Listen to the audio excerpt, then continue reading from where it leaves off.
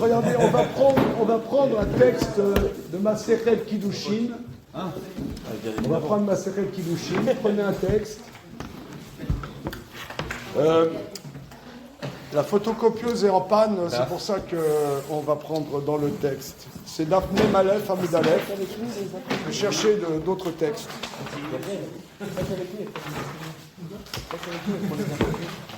Masechet Kiddushin. Quel même Aleph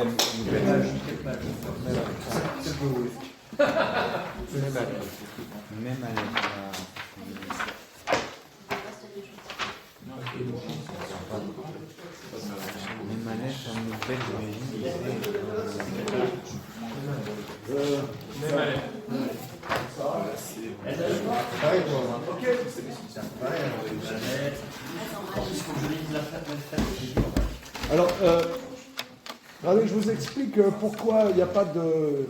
La photocopieuse est en panne, c'est assez intéressant. Parce que j'ai acheté du tonnerre sur Internet, ils m'ont envoyé un produit qui était aucun rapport. Donc, il va y avoir du tonnerre et il n'y a pas. Alors regardez, même Aleph, Amud Aleph. Ah, Amud Aleph. Même Aleph, Amud Aleph. Le début du Pérec, quoi.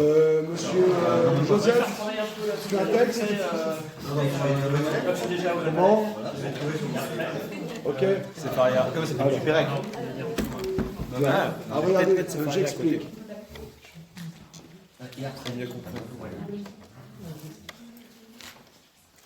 C'est un de mes passages qui m'ont le plus bouleversé. Alors, le sujet, en vérité, comment ça a commencé? Il y a un khatan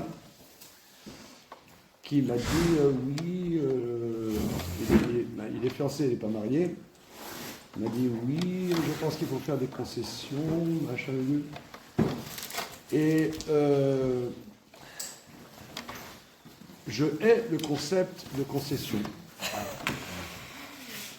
Et je vais expliquer.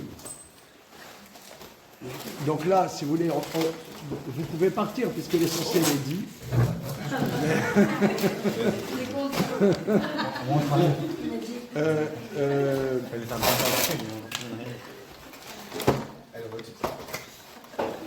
Je vais expliquer parce que mon épouse me dit tout le temps que j'affirme des choses et je ne les explique pas. Ce qui ressemble un peu à Mary Poppins.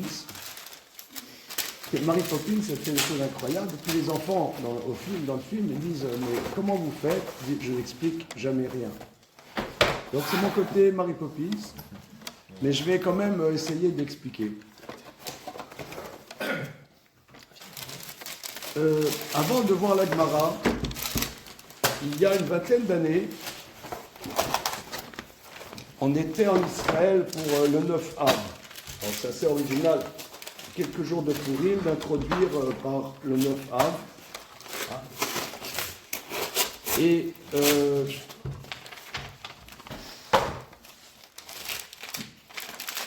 donc à cette époque-là, donc ça fait peut-être 25 ans, donc on était en Israël, et ils ont sorti une brochure de psakim, de décision légale du grand maître Rav Eliashiv.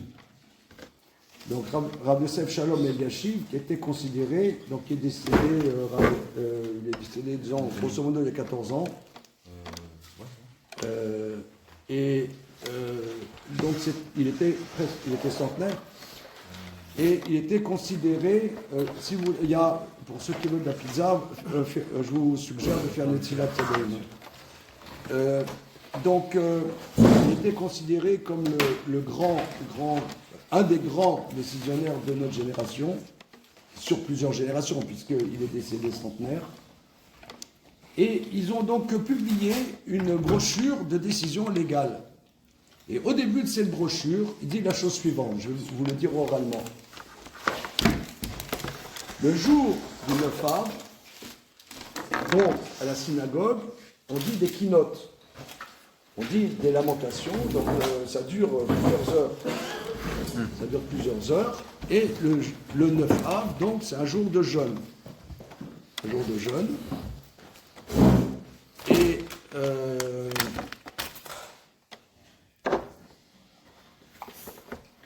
Et la question est posée. C'est un jeune avraire, quelqu'un qui étudie la Torah. Et grâce à Dieu, son épouse et lui, ils ont plein d'enfants et des enfants en bas âge. Donc il pose la question à Rav Eliashiv. Attends, ce couteau est viande. Ce couteau est viande. La pizza est lait. Donc là, on va faire le... Bon.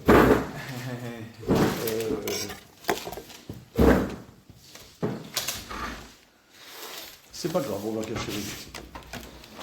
Okay. En tout cas, donc c'est un couple qui ont des enfants en bas âge et ils demandent à Rav Eliashiv, normalement, quelqu'un qui est religieux, il passe toute la matinée à la synagogue à dire les keynotes, à dire les lamentations. Mais si toute la matinée il va à la synagogue, son épouse qui jeûne, qui est enceinte et qui a des enfants en bas âge, elle ne pourra pas jeûner.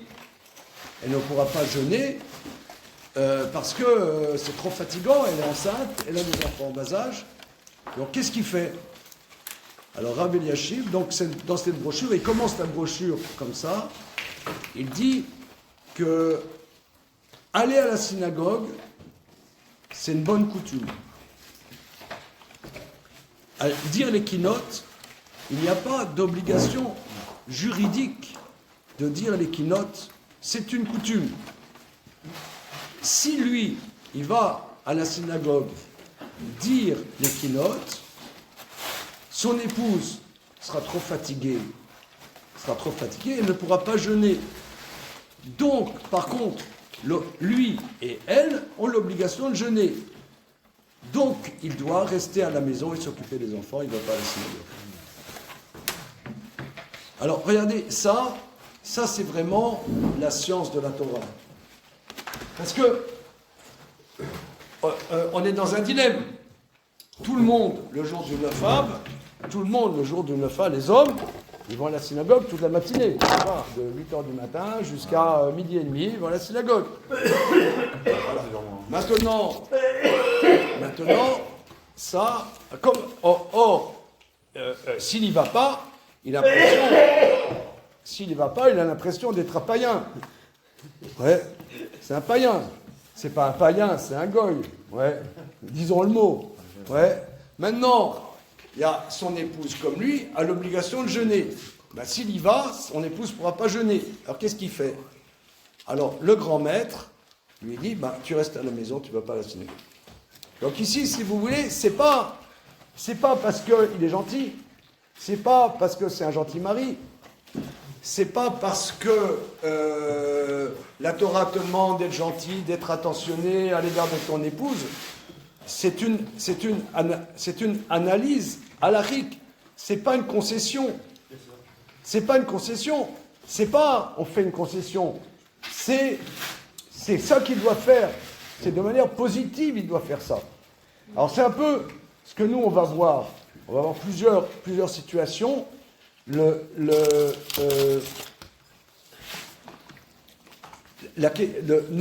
dans notre tradition, on a ce qu'on appelle la halacha. Maintenant, la halacha, qu'est-ce que c'est la halacha? La halacha, c'est avec les outils que la Torah nous donne, comment analyser les différentes situations auxquelles on est confronté. Encore faut-il connaître ces outils. Encore faut-il les connaître. Donc ça c'est un aspect. Un aspect du sujet. Et d'abord, on va voir qu'est-ce que ça veut dire aimer dans le couple. Hein, si vous voulez savoir, tout ce que vous voulez savoir sur qu'est-ce que c'est aimer. L'amour. Une définition en plus. Comment? Alors, regardez, là c'est un passage qui, dans ma vie, m'a énormément bouleversé. Et j'espère qu'on va pouvoir le voir partager ça ensemble. Donc c'est dans le traité Kiddushin d'Af Mem Aleph.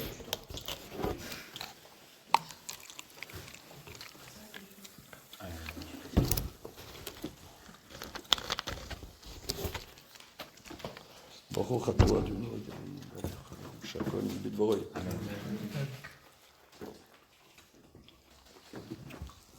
Alors, regardez la Mishnah, la première Mishnah du deuxième période de Kiddushin, du deuxième chapitre de Kiddushin.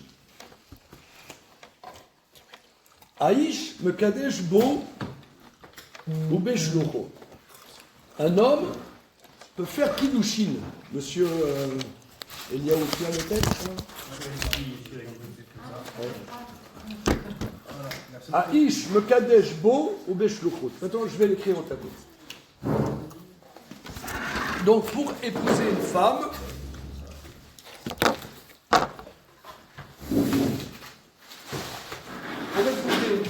on fait Kiddushin. L'homme, devant deux témoins, donne un bien à sa fiancée et devant deux témoins lui dit « Tu es ma femme, Areat mekudeshet li ».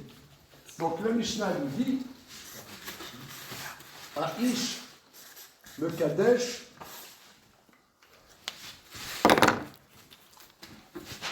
bo oube shlucho ». Un homme peut faire Kiddushin, cette procédure juridique par laquelle la femme devient sa femme. L'homme peut faire Kiddushin par lui-même et par un fondé de pouvoir. Ça veut dire, par exemple, comment une femme devient une femme mariée. Eh bien, le khatan, il donne, aujourd'hui, ça se fait par une bague, mais ça peut être par une autre bague, par exemple, tu es Areat Mekudesh Etli par cette ralva. Oui, oui, monsieur. Normanat aussi. Bon, tout ce que tu veux. Oui, non, ok. Oui. Alors, tu peux être Mekadesh. Voilà, tu es Mekudeshet, tu es ma femme, à moi, avec disons, cette bague.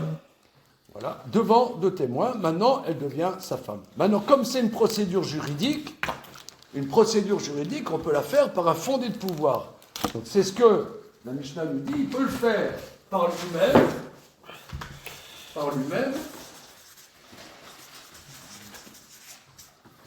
ou par un fondé de pouvoir. C'est-à-dire, par exemple, il veut épouser une femme qui habite à Miami, à Fort Lauderdale. Voilà.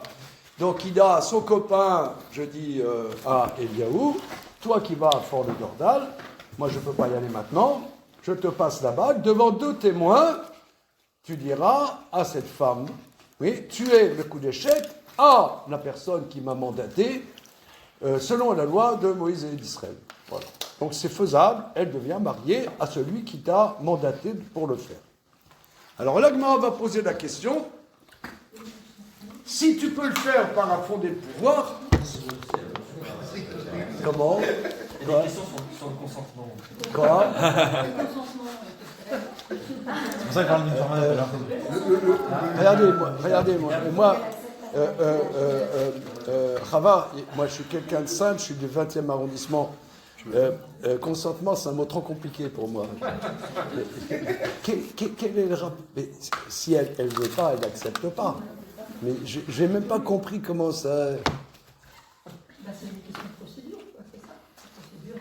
La procédure, mais ça. Oui, mais que ce soit avec un délégué de pouvoir ou avec un personne de mouvement, dans les deux cas, si la personne ne peut pas mettre Je sais pas qu'est-ce que je fais. Non, si vous voulez, c'est.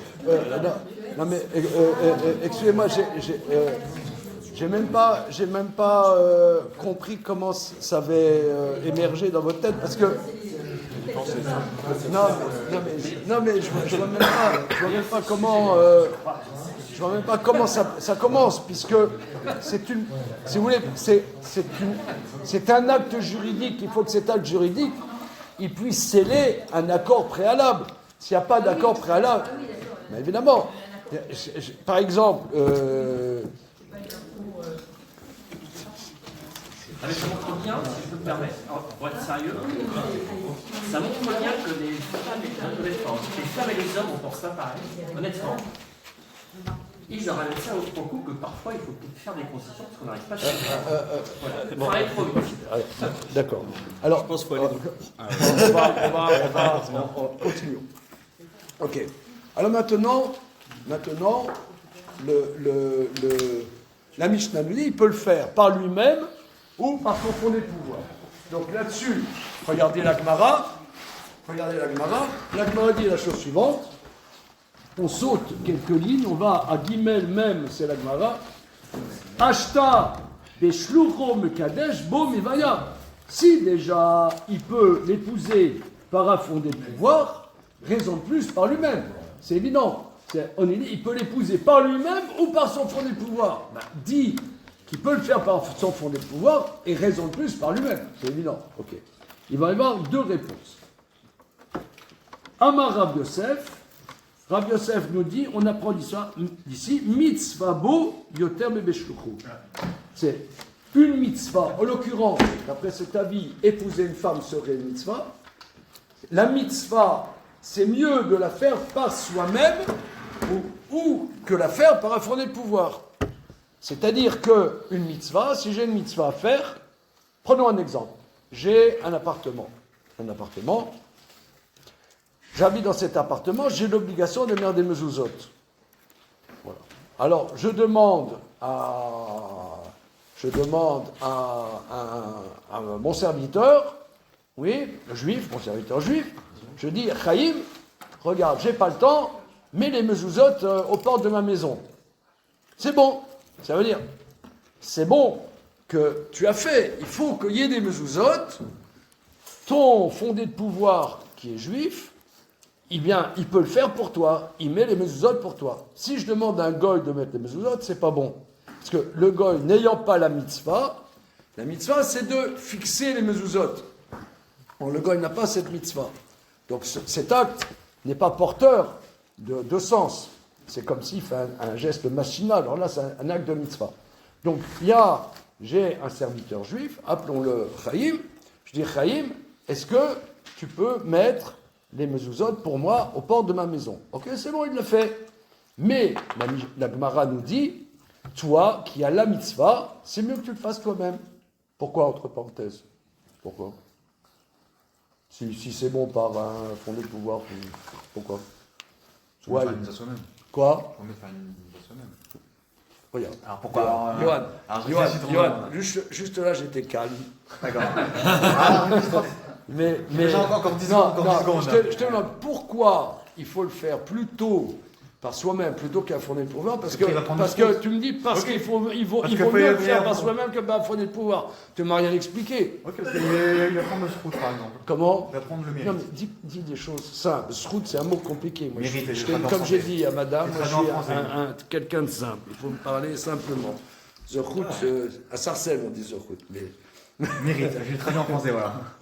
Mais ça veut dire quoi, mérite? Ah la récompense, tout ce qui va avec, voilà.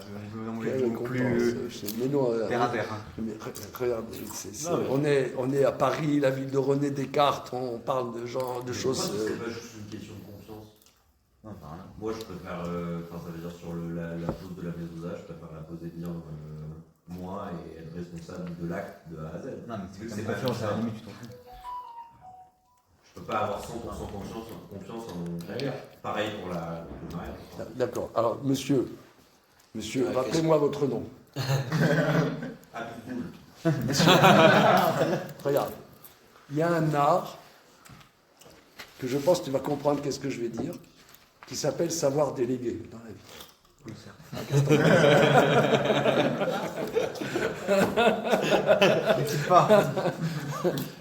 Donc voilà, l'art de savoir déléguer.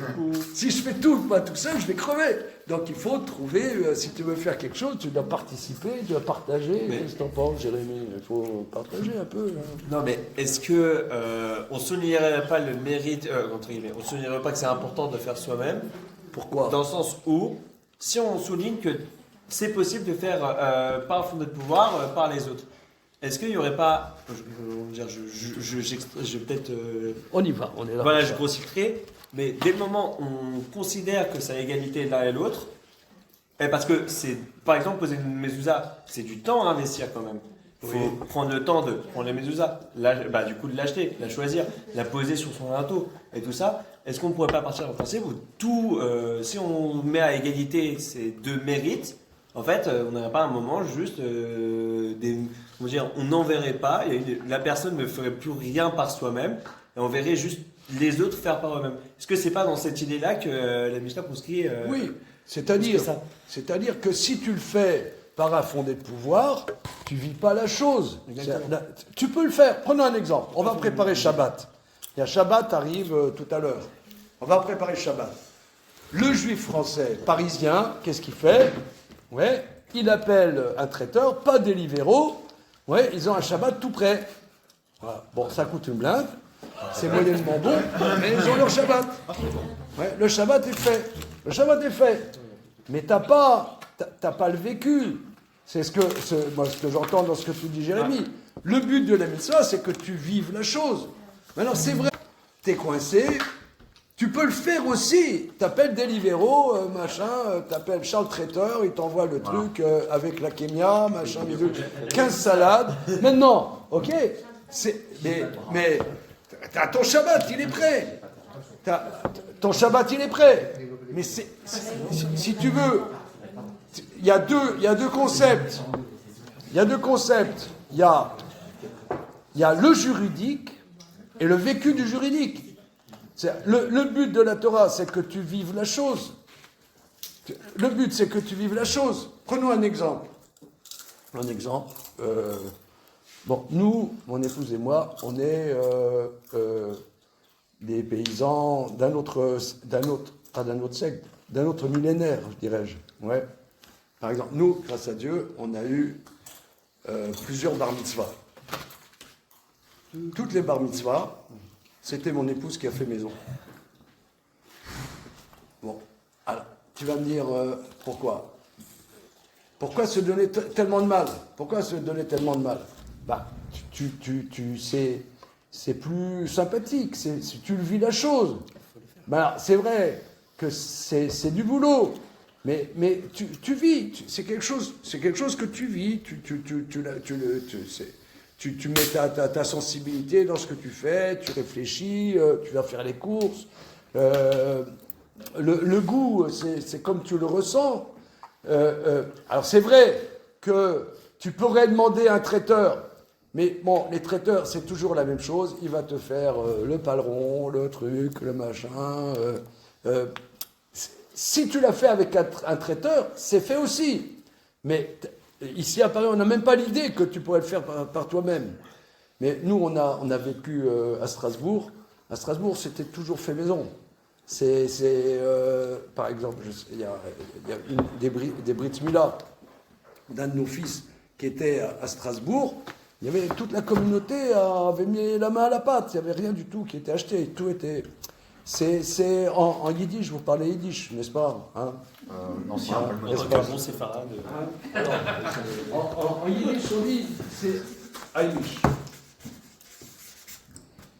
C'est Amish, c'est familial. Tu vis la chose, tu intègres la chose. C'est ça le but de la mitzvah.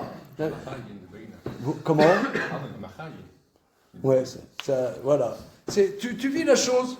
Alors c'est vrai, tu pourrais le faire de manière technique. Si tu l'as fait de manière technique, c'est fait. Donc c'est ça ce que nous dit. La mitzvah de Kiddushin, comme chaque mitzvah, c'est mieux que ce soit la personne qui le fasse. Maintenant, si elle est dans une situation coincée, alors il peut le faire aussi par un fondé de pouvoir. Et si ça a été fait par un fondé de pouvoir, c'est bon aussi. Mais a priori, il faut le faire soi-même, comme chaque mitzvah. Ça, c'est la première explication. Regardez la suite de cette Gemara. Donc, Rav Yosef, il dit mitzvah bo yoter bebeshloko. La mitzvah, c'est d'abord soi-même, plus qu'à fonder le pouvoir. Qui a des Rav Safra, machari recha, comme Rav Safra, il faisait griller le poulet. Oui. Pour Shabbat, il préparait le poulet. Voilà. Il y a un Rav Sûrement que ce rave, il avait des serviteurs, je ne sais pas quoi, mais lui-même, il préparait le poulet avec des olives. Il y a me semble-t-il, d'après ce que vous dites, il y a une différence essentielle entre le juridique et ce qu'on pourrait appeler l'implication de l'être corps. Voilà. C'est-à-dire qu'il y a un côté charnel qui me semble essentiel. C'est ça le sujet. Et c'est ça l'exemplarité juive, si je puis dire. C'est que ça passe aussi par le corps. Absolument. C'est-à-dire qu'il y a du juridique, Oui. mais ce qui prime, c'est le vécu de la chose. C'est le vécu de la chose. Ok, ça c'est clair. Et la Gemara dit, très important, Rava Mala Shibuta. Rava, il préparait le hareng. Voilà. Il préparait Shibuta, il salait le poisson. Voilà, il salait le poisson. Alors, Ika de Amré, il y en a qui disent une deuxième version. Pourquoi c'est d'abord par soi-même plutôt qu'un fondé de pouvoir? Ika de Amré, Bea Isura Nami Edbe. Parce que, a priori, c'est pas seulement que c'est mieux de faire par soi-même, mais c'est interdit de faire par un fondé de pouvoir. Si ça a été fait par un fondé de pouvoir, a posteriori, c'est bon. Voilà, a posteriori, c'est bon. Mais a priori, c'est interdit de faire par un fondé de pouvoir. Pourquoi? Qu'est des Rav Yehuda Marav? Comme Rav Yehuda, il a dit au nom de Rav, Assour les Adam. Alors regardez, ici, la vie va commencer. Là, le jour va se lever sur Paris. À l'horizon, il va le soleil, bien que nous soyons à 20h45 environ, eh bien en plein milieu de la nuit, le soleil va se lever. Vous allez voir tout de suite. À l'horizon, les rayons qui se lèvent. Damara, Rav Yehuda Rav, Assour les Adam, chez Kadesh chez Taïcha, Ad chez Ira Ena, Shema Ireba Davar Megune, Vetit Gane Alav, Verachmana Amar, Veafta Lereacha Kamocha. Donc un grand maître qui dit, il est interdit à l'homme d'épouser une femme avant de l'avoir vue, de peur qu'il ne voie en elle quelque chose qui le dérange et qu'elle soit dénigrée à ses yeux. Or, la Torah dit, tu aimeras ton prochain comme toi-même. Alors, regarde, là, c'est un peu compliqué pour des gens simples comme nous. L'Agmara dit, donc je reprends. Disons qu'il y a un jeune homme dans la salle qui veut se marier. On lui dit, il y a la fille Weisberger à Miami Beach. Elle est hyper jolie, hyper religieuse, hyper intelligente et elle est formidable. C'est vraiment celle qu'il te faut. Mais attention, il y a énormément de prétendants. Dépêche-toi. C'est embêtant parce que là, j'ai vraiment pas le temps. Qu'est-ce qu'on pense, Jérémy? Hein? Alors, j'ai pas le temps. Avec niveau timing, les billets sont chers cette Voilà. fois-ci. J'ai pas le temps d'aller à Miami. Ah, mais mon ami Claude, justement, il va passer pour Rim à Miami. Alors, je passe la bague à Claude. Je dis, voilà, va épouser Toybele Weisberger à Miami devant 2 témoins. Tu lui donnes. C'est interdit. Pourquoi? Parce que c'est interdit d'épouser une femme si tu ne l'as pas vue. Pourquoi? Mais on te dit, elle est super. On a vu même sa photo sur Facebook. Ah, ok, bon, ça se passe les photos. Hein. On a vu sa photo sur Facebook. Alors, non, il faut la voir. Pourquoi? Et s'il est myope, c'est ça? Non. Non, mais c'est marrant quand même qu'Agmara pose cette question-là, alors que c'est connu pour être plutôt des cas pratiques. Et à l'époque, bon bah, on peut pas forcément voir les photos ou autres. Non, mais la photo, non, il mais faut y a pas voir de la réseaux photo, il sociaux. faut la voir, il faut voir. Non, mais ce que je veux dire, c'est que c'est Il y a des marrant. peintures avec. Oui, mais au niveau des communications, c'est compliqué. Il faut, C'est marrant. bouge-toi, va la voir. T'as pas le droit d'épouser. Non, Alors, une seconde. Pourquoi? Déjà, la voir une fois. Non, attends, la voir une fois. Alors, mes amis, C'est vrai. on vous dit, voilà. Imaginons qu'ici, il y a des gens qui veulent se marier. Imagine, d'accord, bien. Alors on dit, regarde, la personne qu'on te conseille, cette personne, mais c'est vrai que juridiquement, tu pourrais avec une signature numérique, tu pourrais contracter le mariage rapidos par signature numérique. Ça pourrait se faire. Bien. Mais on te l'interdit. Pourquoi? Parce qu'il faut l'avoir vu. Pourquoi il faut l'avoir vu? Spontanément, on dirait quoi? Parce qu'on n'épouse pas quelqu'un qu'on ne voit pas, qu'on n'a jamais rencontré. Alors, quoi? Alors, est-ce qu'on n'épouse pas quelqu'un comme ça Mais non, c'est pas ça. On t'a dit, des gens qui t'adorent, qui te connaissent, ils te disent, c'est la fille qu'il te faut pour toi. Oui, mais il faut aussi que nous on puisse juger. Comment? Il faut aussi que nous on puisse juger. Alors pourquoi il faut que tu la vois? Pour que je puisse juger qu'elle est vraiment bien pour moi. Pour savoir si elle te plaît. Ben voilà, détendons-nous, pour savoir si elle te plaît. Et de même, la fille, pour savoir si le garçon, il lui plaît. Comment? C'est peut-être une raison. Pourtant, on dit mariage pour amour après. Parce que la femme va changer au cours du mariage. L'homme aussi va changer au cours du mariage. Donc quoi, c'est une porte de sortie? Ah bah, t'as changé. C'est une porte de sortie, le changement. Là, c'est quoi? Là, c'est plaire. Là, c'est quoi? C'est plaire. Non, je ne sais pas. On essaie d'explorer. Ça veut dire, un mariage, c'est une rencontre. C'est une rencontre. Ben, il faut, comme on dit aujourd'hui, que ça matche, comme ça on dit. Ouais. Il faut que ça matche. Ok, donc il faut voir pour savoir, est-ce que ça matche? Alors, c'est pas ce que le Talmud dit. Regardez, le Talmud, c'est pas ce qu'il dit. J'ai une question. Oui. Excusez-moi. Oui, non, mais on est là pour ça. Moi, j'aime les questions. Il y a comme Avinou, il me semble, qu'il n'a pas connu Léa avant de se marier à Rachel il y a longtemps. Il n'a pas vu. Il n'a pas vu. Ils ont eu quand même du statut, c'est quand même balèze. Surprise. Oui, mais bon, il a pas C'est une grande embrouille. Jacob et Léa, là, c'est... Non. Comment? Il voulait Raphaël. Mais il a vu ici. Bien sorti, je ne sais pas. C'est une leçon. Non. Bien sorti, je ne sais pas s'ils sont bien sortis. Léa, elle a eu Mais regardez, c'est nous le résultat. Comment?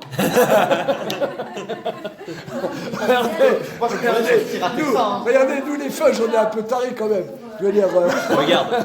Mais je crois que le projet, c'est pas si On rapide que ça en vrai. Non, mais Ah oui, il y a aussi ça aussi. Il a quand même retravaillé ses temps après pour avec les airs, épouser l'autre sœur, hein, mais bon, voilà. C'est pas contenté. Mais votre question est très très importante, que la relation entre Jacob et Léa est extrêmement bizarre. Extrêmement bizarre. Et d'ailleurs, l'enfant qu'ils ont eu, le premier enfant, Réhouven, il savait pas où il était. On voit que Réhouven, il a perdu sa Bechora. C'est Yosef qui a pris la Bechora. Donc c'était très problématique, Réhouven. Très problématique. C'est problématique aussi d'avoir du coup cette référence, de voir Yaakov et Léa et ce qu'on est en train de dire. Mariage arrangé, mais que dans un seul sens. Il faut étudier le sujet. Ok, alors maintenant, pourquoi ça s'est passé comme ça, c'est une grande question. Mais c'est très très problématique ce qui s'est passé. Mais en tout cas, reprenons. Si nous, on veut rencontrer la personne, c'est pour savoir si elle nous plaît. Or, c'est pas ce que le Talmud dit. La Gemara, elle dit, de peur qu'il ne voit en elle quelque chose qui le dérange, et il ne sera pas à l'aise, et il ne pourra pas... C'est pas, il doit la voir pour voir si elle lui plaît, il doit la voir pour voir s'il n'y a pas quelque chose qui le dérange. Et que s'il y a quelque chose qui le dérange, il ne pourra pas accomplir la mitzvah de Ve'afta l'iracha kamocha. Donc, d'abord, on voit ici que la base du mariage, c'est accomplir le commandement de Ve'afta l'iracha kamocha. Mais le Talmud ne dit pas qu'elle lui plaise. Parce qu'on connaît. Pourquoi la Gemara ne dit pas ça? Oui, mais enfin, est-ce que vous ne croyez pas que, avant toute chose, il y a une dimension éthique dans cette affaire? Regarde, il faut me parler simple. Moi, éthique, c'est trop compliqué. Mais c'est ça. Je sais ça. pas. Mais je vais m'expliquer simplement. C'est que s'il n'y a pas la possibilité de cette vision, ça voudrait dire qu'en fait, la femme, elle est considérée comme un objet. Or, c'est la vision, l'injonction de la vision qui fait la démarche éthique pour se dire, après tout, c'est la vision va m'engager dans un imaginaire avec ce que vous dites, c'est-à-dire effectivement la possibilité qu'il y a quelque chose qui peut me déplaire.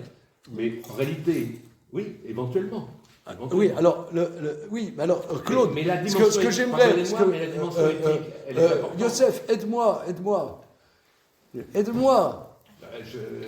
pense pas Aide-moi, bosse avec moi. C'est pas juridique. Comment? Je me remets dans le. Merci. C'est juste pas juridique. Bossez avec moi, essayez. Imaginons. Non, regardez, cette Gemara, j'ai écrit 40 pages sur cette Gemara. Mais quand je la reprends, je ne la comprends pas. Dans le premier livre que j'ai écrit, Le désir des désirs, j'ai écrit en long en large sur cette Gemara. Mais tout ça pour vous dire que ici, il y a quelque chose de très profond, mais qui n'est pas du tout intuitif. Et j'aimerais sentir ça avec vous. J'aimerais qu'on sente ensemble pourquoi la Gemara ne dit-elle pas pour qu'elle lui plaît. Alors Claude vous dit quelque chose de très bien. Pour qu'elle lui plaît, pour qu'elle lui plaît, c'est quelque chose, on dirait c'est la femme objet. C'est un objet. Donc ça c'est très très bien. Ça c'est très bien. C'est question d'objet. Or, la Gemara, elle dit, pourquoi tu dois l'avoir? Pourquoi tu dois l'avoir? Parce que peut-être, on t'a dit mon et merveille d'elle. Toi, tu t'es déjà séduit par tout le blabla qu'on t'a fait. Elle aussi, par exemple, elle est séduite aussi par tout le blabla qu'on dit, voilà, c'est le meilleur barour de France et de Navarre, le meilleur barour de Pognovitch, etc. Voilà, etc. Bien. Donc là, la personne est déjà séduite. Maintenant, la question, c'est peut-être, pourquoi je dois l'avoir? Il y a peut-être quelque chose qui me dérange. Et si je suis dérangé, je ne serai pas à l'aise pour accomplir tu aimes pas ton prochain comme toi-même. C'est pas normal de dire les choses comme ça. Do you understand? Non, mais moi, en fait, on en a déjà parlé. Donc, c'est pour ça que j'ai l'impression que je suis déjà dans la... Alors, vas-y, explique-moi. Non, parce qu'il y a la réponse à la question, elle est dans tu n'aimes pas ton prochain comme toi-même. Pourquoi on a besoin de dire ça plutôt que d'aimer juste la femme? Peut-être qu'on aurait pu juste dire qu'il a besoin d'aimer sa femme, donc il a besoin de l'avoir, sinon il ne peut pas l'aimer, etc., etc. Ça aurait découlé pareil. Mais comme toi-même, ça veut dire qu'il y a une perception, un truc par rapport à l'amour de soi-même, quoi. Comment lui, vis-à-vis de lui-même, il arrive à se voir et que c'est dans la subjectivité qu'on a vis-à-vis de soi qu'il peut réussir qu'il n'y a aucun chaliard qui peut remplacer ça. Il n'y a aucun chaliard qui peut avoir la même perception de moi-même que moi j'ai de moi-même pour pouvoir comment je vais réagir devant la femme. C'est ça. Donc ça veut dire qu'il y a le super chaliard qui peut m'expliquer aussi comment elle est la femme. Il peut même connaître mes goûts et me dire elle est comme ci, elle est comme ça. Mais il ne va jamais réussir à me transmettre la réaction que je vais avoir devant elle. Voilà. Et ça veut dire, quand on dit tu aimeras l'ereacha, tu aimeras ton ami comme toi-même, cette personne, il faut que cette personne, ça ne soit pas un fantasme. C'est pas un fantasme, c'est une personne qui est là. Cette personne, je dois la voir elle. Je dois la voir. D'ailleurs, le regard, vous avez parlé du regard. Oui. Souvent, dans la Torah, quand on parle de regard, c'est la dimension de Ruach HaKodesh, d'un regard presque prophétique. Un regard presque prophétique. C'est la Gemara, elle dit que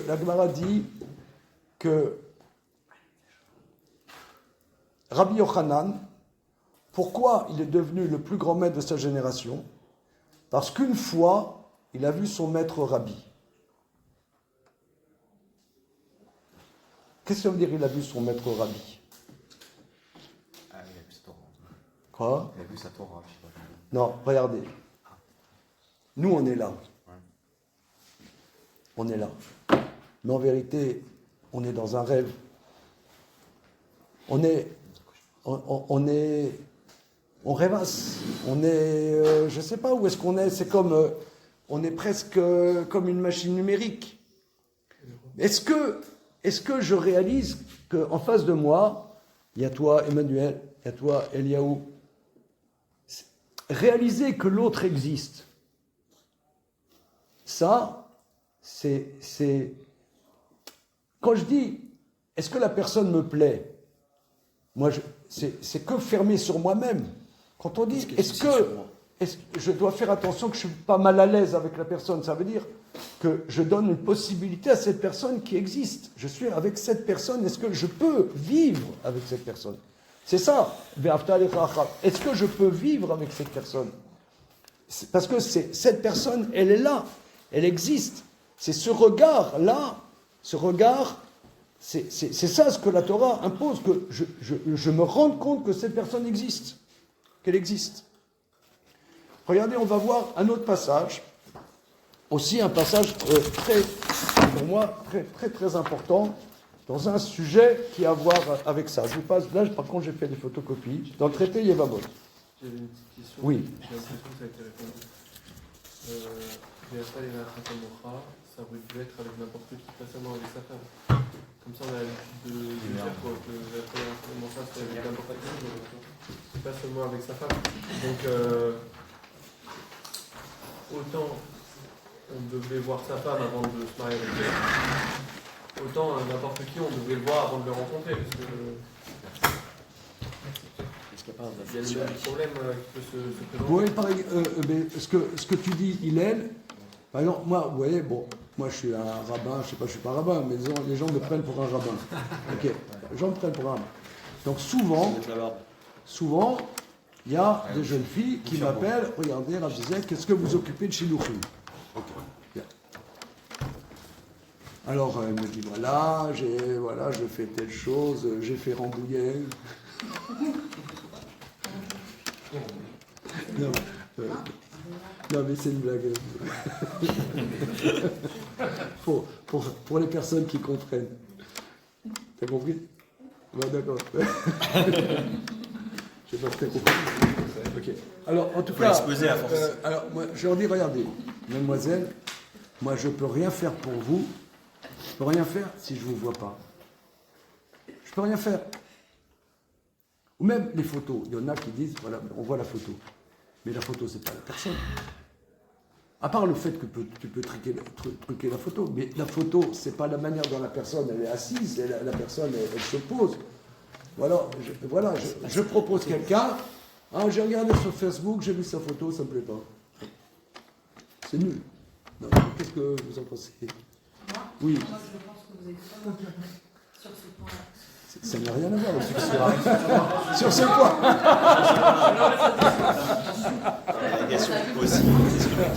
Non, parce que la photo, c'est pas vivant.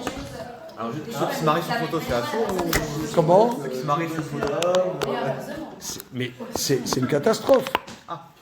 Non, mais d'après ce qu'on voit. Ah, c'est pour ça que je pose la question. Mais tu vois pas la personne, tu sens pas la personne. Elle n'existe pas. C'est des pixels.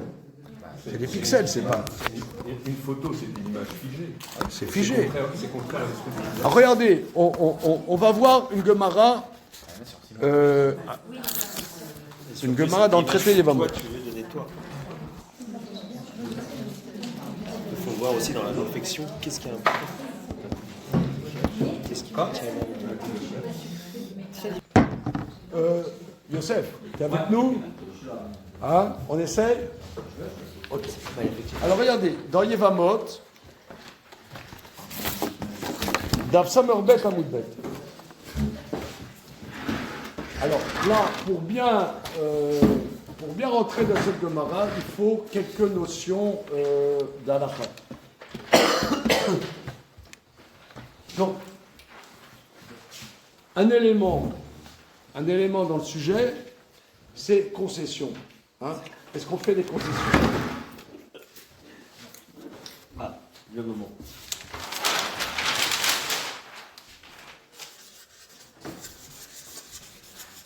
Donc j'aimerais synthétiser qu'est-ce qu'on voit du premier passage. Premier passage, l'amour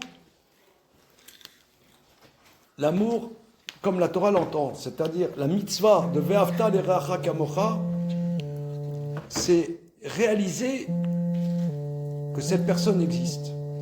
Elle existe. C'est pas un fantasme. On dit, par exemple, les Français, c'est les spécialistes de l'amour. D'ailleurs, la brave Anne Hidalgo, elle a dit Paris, la ville de l'amour. C'est pas vrai. Elle est aussi ville de lumière.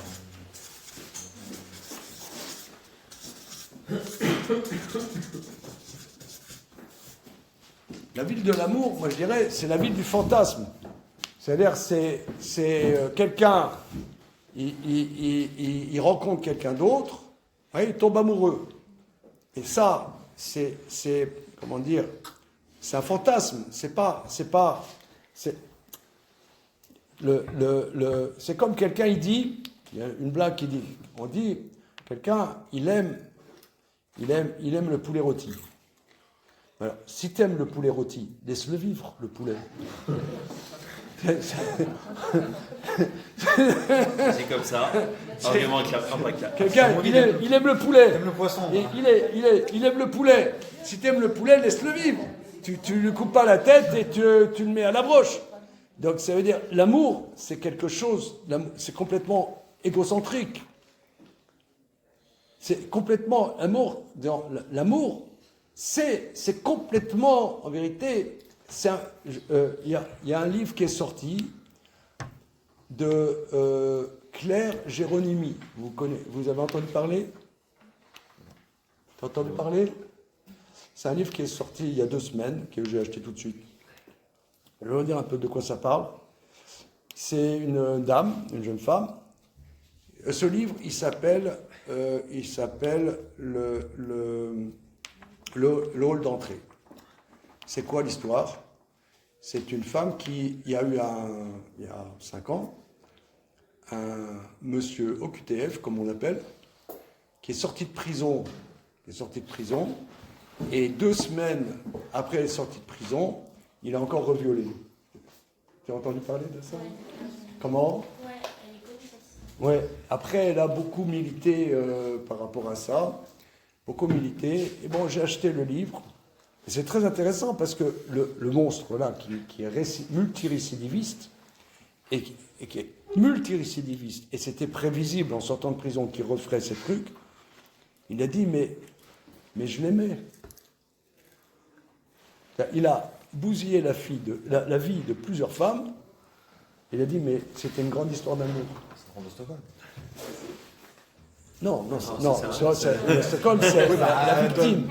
Non, c'est lui qui dit que c'était par amour. C'est lui qui dit, mais l'amour, c'est comme le poulet rôti. Si tu veux, pour reprendre ce que dit Chava, il n'y a pas de consentement. Ça, c'est complètement pulsionnel. Quand nous, on parle ici, c'est une mitzvah, ve'afta lecha kamocha. C'est une mitzvah. Même Rabbi Akiva, il dit, c'est même le vecteur central de toute la Torah. C'est-à-dire, c'est réaliser qu'il y a une personne par rapport à laquelle j'ai des obligations. J'ai une relation par rapport à cette personne. Je dois penser par rapport à elle. Si moi je suis mal à l'aise avec cette personne, je ne pourrais pas accomplir la mitzvah de Piria Verivia, la mitzvah de Ve'afta lecha kamocha. Donc ici, c'est... Comment? Oui, raison de plus. C'est-à-dire, d'abord, je dois penser, est-ce que je pourrais accomplir par rapport à cette personne, vivre avec cette personne? Ça, c'est une obligation. C'est une obligation. C'est pas un sentiment. Je dois réfléchir par rapport à elle, pas que par rapport à moi. Maintenant, je suis avec quelqu'un, je dois réfléchir par rapport à elle, pas que par rapport à moi. Donc ve'afta, c'est les reacha, par rapport à cette personne. Cette personne existe. J'ai une obligation par rapport à cette personne. Ça, c'est la première Gemara. Maintenant, on va voir un deuxième passage sur la notion, je dirais, est-ce qu'on fait des concessions ou non? Alors, bon, il y a des choses qui vont vous plaire, des choses qui ne vont pas vous plaire. Je m'en... La première question, elle est répondue. Comment? La première question, elle est répondue. Quelle première question? Faut-il s'aimer? Alors, alors, qu'est-ce que ça veut dire aimer? Voilà, justement. Qu'est-ce que veut dire aimer? C'est aimer, c'est penser par rapport à l'autre. Quand la Torah dit Ve'afta l'iracha kamocha, c'est penser par rapport à cette personne qui existe. Avoir une relation par rapport à cette personne-là qui existe. Elle existe, elle. Et j'ai une obligation à son égard. C'est ça, Ve'afta l'iracha kamocha. Comment? De l'empathie, plus que de l'empathie. Je ne sais pas si c'est vraiment de l'empathie. Je dois réfléchir. Je dois réfléchir. Qu'est-ce qui n'est pas bien pour moi? Je dois réfléchir qu'est-ce qui est bien pour elle. Cette personne. Je dois réfléchir qu'est-ce qui est bien pour elle. Il y a un maître qui s'appelle Rav Avrou Genirovski.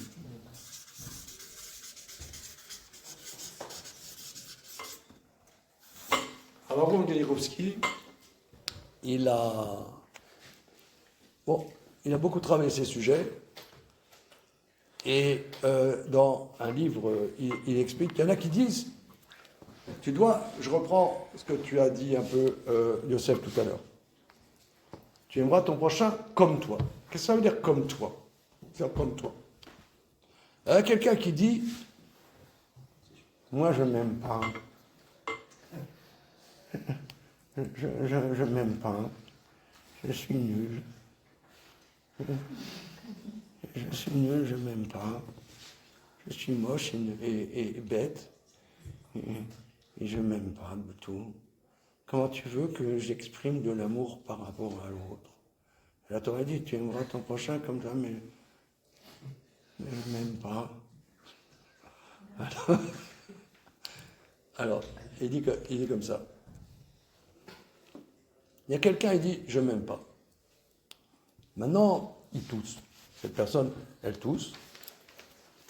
Elle va voir le médecin qui fait une radio, qui dit, regardez, on détecte peut-être un cancer du poumon. Je m'en fous, je ne m'aime pas. Ça existe, ça? Non, je pense pas. Non, non, ça veut dire... Non, quoi? Quoi? Quoi? Non, là, c'est vraiment... C'est un cas de dépression. Non, alors non, peut-être, si c'est quelqu'un qui est fumeur, va continuer à fumer, ils s'en foutent. Ok, mais moi, je parle pas de ça. Prenons autre chose. Quelqu'un, il dit, moi, je reprends mon scénario. Moi, je m'aime pas, je suis très complexé, je m'aime pas du tout. Je vais vous faire pleurer dans 5 minutes. J'ai complètement déprimé. D'accord, bien. Maintenant, cette personne qui est complètement déprimée, elle va dans le métro, il y a quelqu'un qui lui marche sur le pied. Comment elle réagit? Elle s'énerve pourtant. Comment? Elle s'énerve. Mais non, elle dit je m'aime pas. Moi, j'ai même pas m'énerver. Comment? Bah, l'inverse. Elle va pas s'énerver. Non, elle va pas s'énerver. Elle va s'énerver. Elle va s'énerver, comme tout le monde. Elle va s'énerver comme tout le monde. Ça veut dire, c'est en vérité, non, c'est mytho de dire que je m'aime pas. C'est pas vrai. Alors, c'est vrai qu'il y en a, je parle pas de quelqu'un déprimé. Bon, là, c'est une pathologie où la personne, elle mange pas, elle dort pas, elle machin. Je parle pas de ça. Je parle de la personne, je ne m'aime pas, mais elle va quand même manger une pizza. Donc ça veut dire qu'elle fait attention à elle-même. Donc quand on dit tu aimeras ton prochain comme toi-même, c'est-à-dire de la même manière que toi tu fais attention à toi, tu fais attention à l'autre. C'est ça, ve'afta l'ereacha. C'est pas écrit ve'afta et reacha, c'est pas écrit ve'afta, ve'afta et reacha. C'est pas écrit et, c'est écrit l'erera. Recha, c'est-à-dire tu aimeras par rapport à l'autre. Tu aimeras par rapport à l'autre. Tu dois, c'est-à-dire de la même manière que toi, tu fais attention à toi, même si, bon, tu t'aimes pas. Ok, tu te regardes dans la glace, tu dis, ouais, Dieu, il s'est trompé ce jour-là.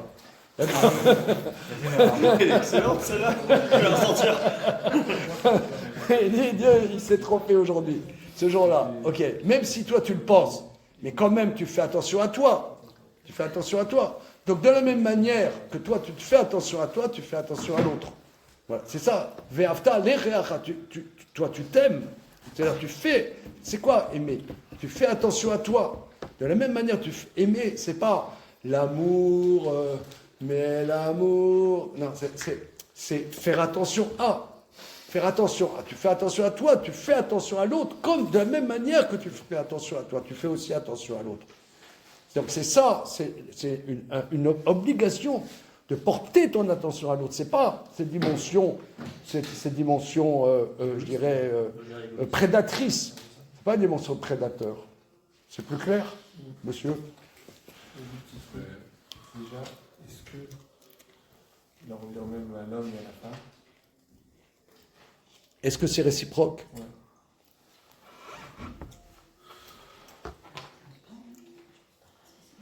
C'est pas genré, hein, Ve'avta le'reacha kamocha. C'est pas genré. C'est unisexe. Alors ça, est-ce que je fais un résumé pour voir si ça revient ça? Oui.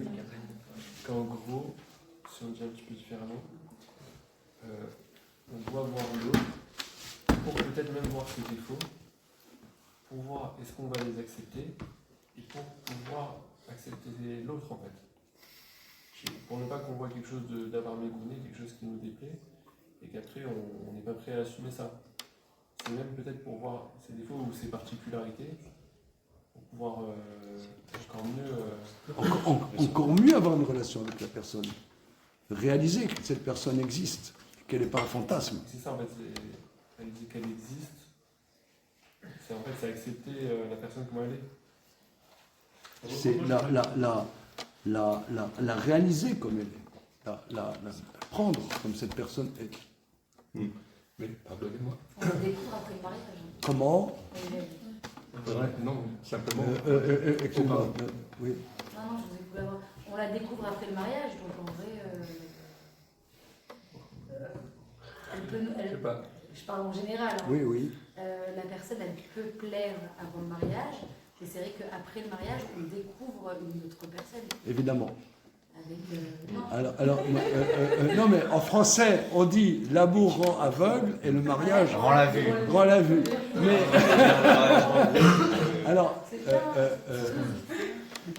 alors, regardez, moi j'explique comme ça, mais je pense que c'est le sujet de ce soir. Moi j'explique et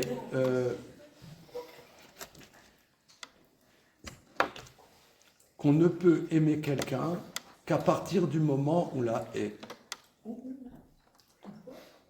Ok, je ne trouvais plus le mot. J'explique. Ça veut dire, on est.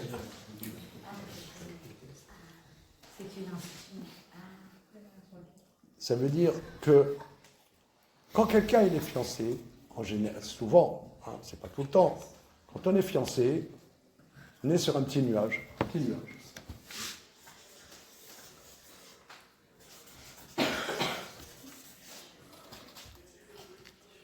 Il y a un petit nuage. Ok. Bien. On voit que les qualités, parce qu'on ne vit pas ensemble. C'est sympa, c'est mignon, etc. Ok. Maintenant, quand les personnes, elles vivent ensemble,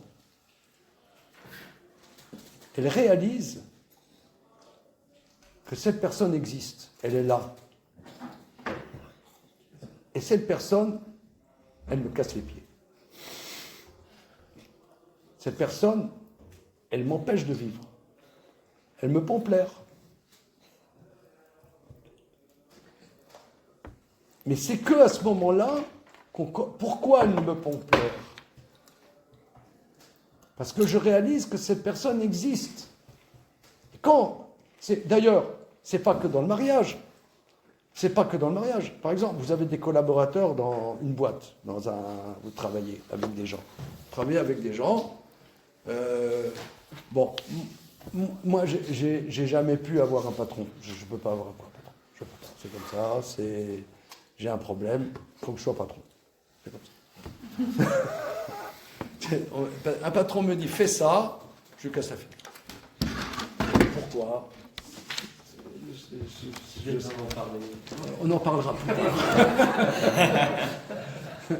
Je ne supporte pas. Donc qu'est-ce que je fais? J'engage des gens. Des gens qui me paraissent bien. Mais au bout d'un moment, tu as envie de les buter. Moi, j'ai envie de les buter.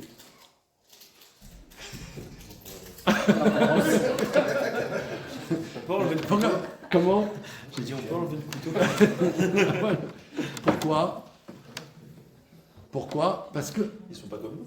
Parce qu'ils sont pas comme nous. Voilà, c'est ça.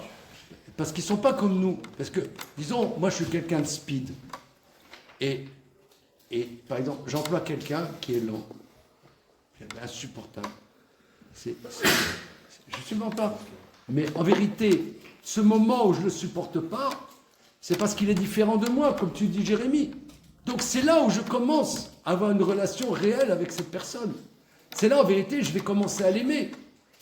C'est au moment où je ne supporte pas cette personne, c'est là où je commence à l'aimer. Parce que je réalise que cette personne, elle est là, elle est comme elle est. Et c'est là que je commence à avoir une vraie relation avec cette personne. C'est au moment, donc, comment Parce que j'accepte. que je découvre cette personne. Mais quand je la découvre, quand j'ai envie, quand elle m'énerve. Mais il la vire pas pendant... On est obligé de faire avec. Non, il y a deux choses l'une. Non, mais je connais des gens, ils sont incapables de travailler avec d'autres. Ils sont incapables de travailler avec d'autres. Mais je pense que là, c'est destructeur. Je pense au contraire, apprendre à travailler avec d'autres, c'est extraordinaire. Donc, laissons le mariage même. Je pense au niveau professionnel, on vit ça. Au niveau professionnel, que tu as des collaborateurs ou tu as des employés, etc. Eh bien, mais merde. Alors, dans les entreprises, la phrase la plus fréquente, « Ah, t'as vu un tel, quel connard !» Non? Qu'est-ce que t'en penses, Eliaou? Dans les entreprises, alors regardez. Oh là là là là, je lui ai demandé telle chose, quel connard il l'a pas fait. Voilà, ça c'est la phrase. C'est Shacharit Mincha m'arrive dans les entreprises. alors, moi j'ai connu un monsieur extraordinaire qui s'appelait le professeur Henri Baruch. Oui, je l'ai connu aussi. Je l'ai même interviewé longtemps. Alors, j'écris parce qu'il y a des livres, il a écrit des livres. T'as entendu parler, Joseph? Non. Professeur Henri Baruch. Je vais vous expliquer un peu.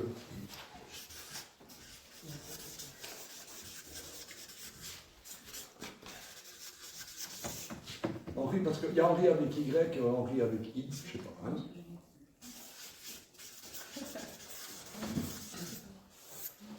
Professeur Henri Baruch était un des plus grands psychiatres français, juifs, égyptiens.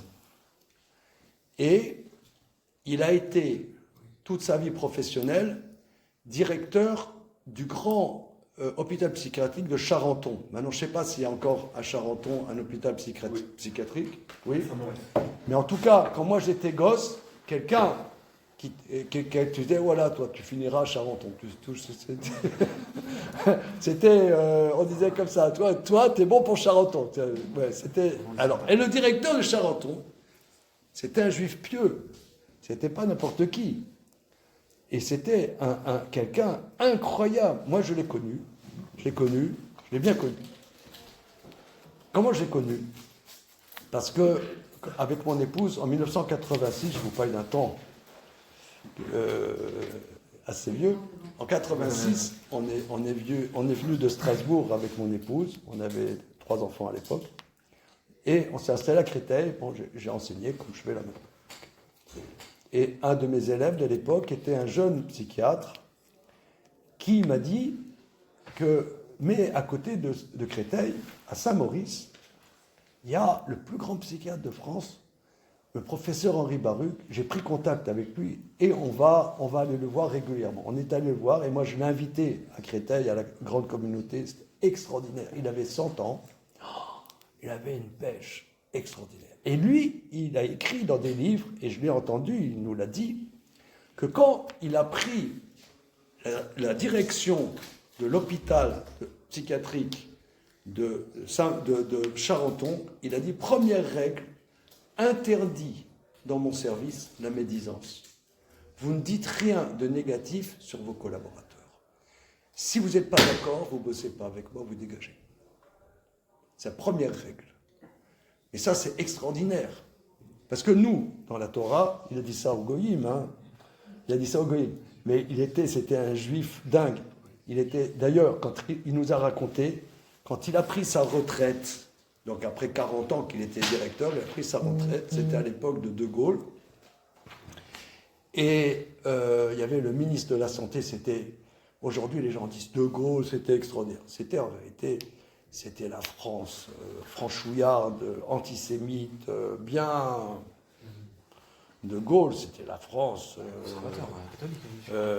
Quand, par exemple, il était à Londres, il y avait beaucoup de juifs qui sont venus se rallier à lui, dire encore c'est Youpin. La France de la synagogue, si je peux me permettre juste de dire un mot, c'est que figurez-vous que j'allais le voir, il habitait Saint-Maurice. Et je ne sais pas si vous savez, d'abord il avait tenu avec un autre, un cours de médecine hébraïque formidable au centre Rachid. Et dans les circonstances où je l'ai connu, figurez-vous, c'est que pendant la guerre, il y avait un comité d'œuvre qui s'appelait le comité Amelot, qui disposait d'un dispensaire où lui-même allait consulter pour les familles en détresse.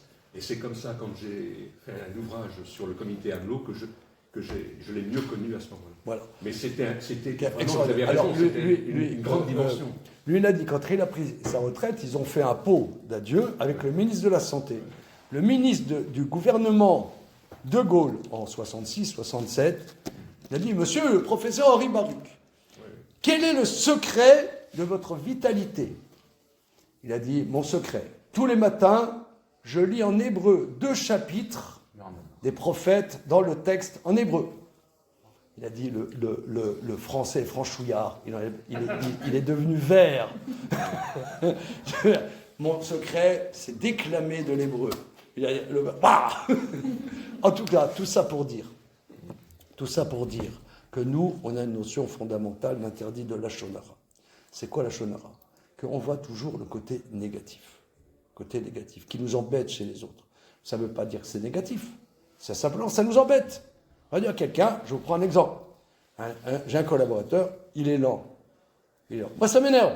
Mais peut-être que si tu le découvres, tu vas voir ses qualités. C'est pas parce que ça te dérange que c'est un défaut. Ça te dérange parce que cette personne existe. Elle existe. C'est une personne qui est pure. Elle est extraordinaire, cette personne. Seulement, tu sais, tu la vois d'après tes critères à toi. Tu te limites avec tes critères. Comme cette personne ne fonctionne pas comme toi, tu dis « quel connard !» ou « quelle connasse !» Voilà. Mais c'est au moment... Excusez-moi, vous comprenez ce langage? Ouais. Mais c'est à partir du moment où cette personne te dérange, que tu vas commencer que tu réalises en vérité que cette personne, elle existe, elle est présente. Et c'est là que l'amour commence. C'est là où l'amour va commencer. C'est quoi l'amour? C'est une relation avec cette personne, pas avec mon délire à moi. C'est avec cette personne qui est là, avec ce qu'elle est. Ça, c'est ça, c'est ça ce qu'on voit dans le premier texte. Pardonnez-moi. Oui, alors, c'est pas naturel, il faut faire un effort. C'est une mitzvah. Oui, c'est une mitzvah. Cette mitzvah-là, elle demande peut-être de réfréner l'ardeur de son ego pour laisser de l'autre entrer en soi. Mais je pense que c'est plus que ça. C'est plus que ça. Comment? Il ne suffit pas de voir. Mais oui.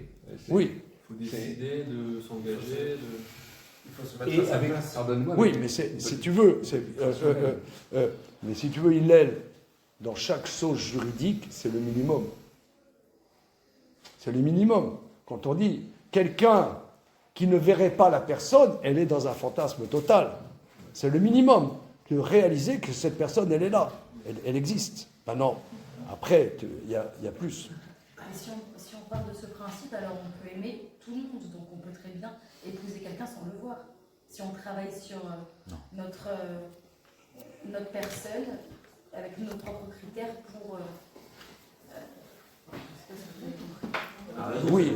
Ça veut dire que Ve'atar et Ve'atar Kamocha, c'est par définition impossible. On ne peut pas aimer tout le monde comme soi-même. On ne peut pas. On peut pas. Parce qu'il y a des choses qui font que... c'est ça le texte, il y a des choses qui font que... qui te bloquent. Des choses qui te bloquent. Des choses qui t'empêchent. C'est ça ce qu'il dit Yosef. C'est ça ce que l'Agmara dit. Donc Ve'atar et Ve'atar Kamocha, c'est pas un principe général. C'est pratique. C'est concret.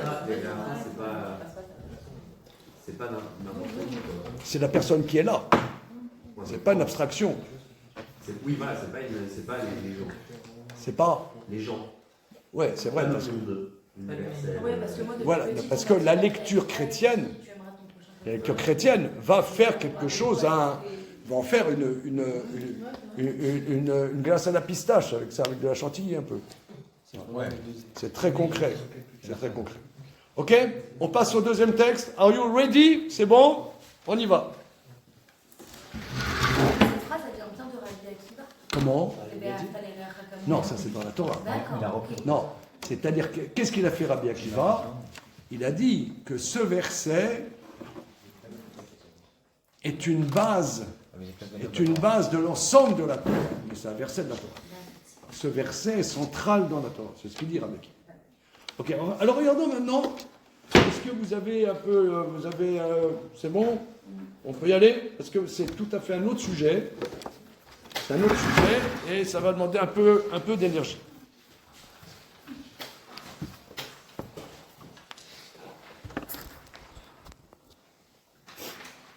Le point est le suivant. Quand un homme se marie, il a trois obligations à l'égard de son épouse, d'après la Torah. Alors, c'est, si vous voulez, ce qu'on va, c'est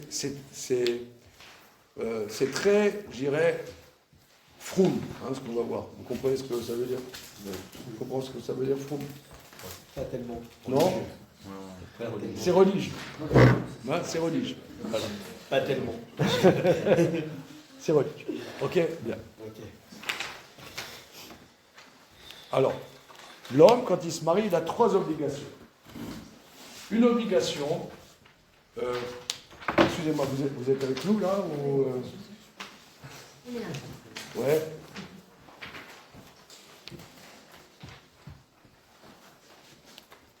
Une des obligations qu'a l'homme à l'égard de sa femme, c'est avoir une vie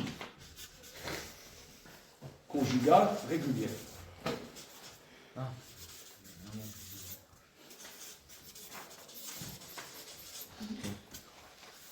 Avec son épouse. Bien. Ça s'appelle le Riyuv de Ona. Riyuv de Ona.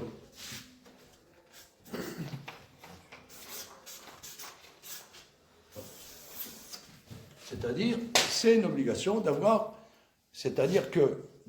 une vie conjugale régulière. C'est statué dans la Gemara, dans le Shulchan Aruch, dans le Maïmonide, etc. Maintenant, il y a, à part ça, il y a des lois de Nida. Vous savez qu'il y a les périodes de règles. Période de Nida.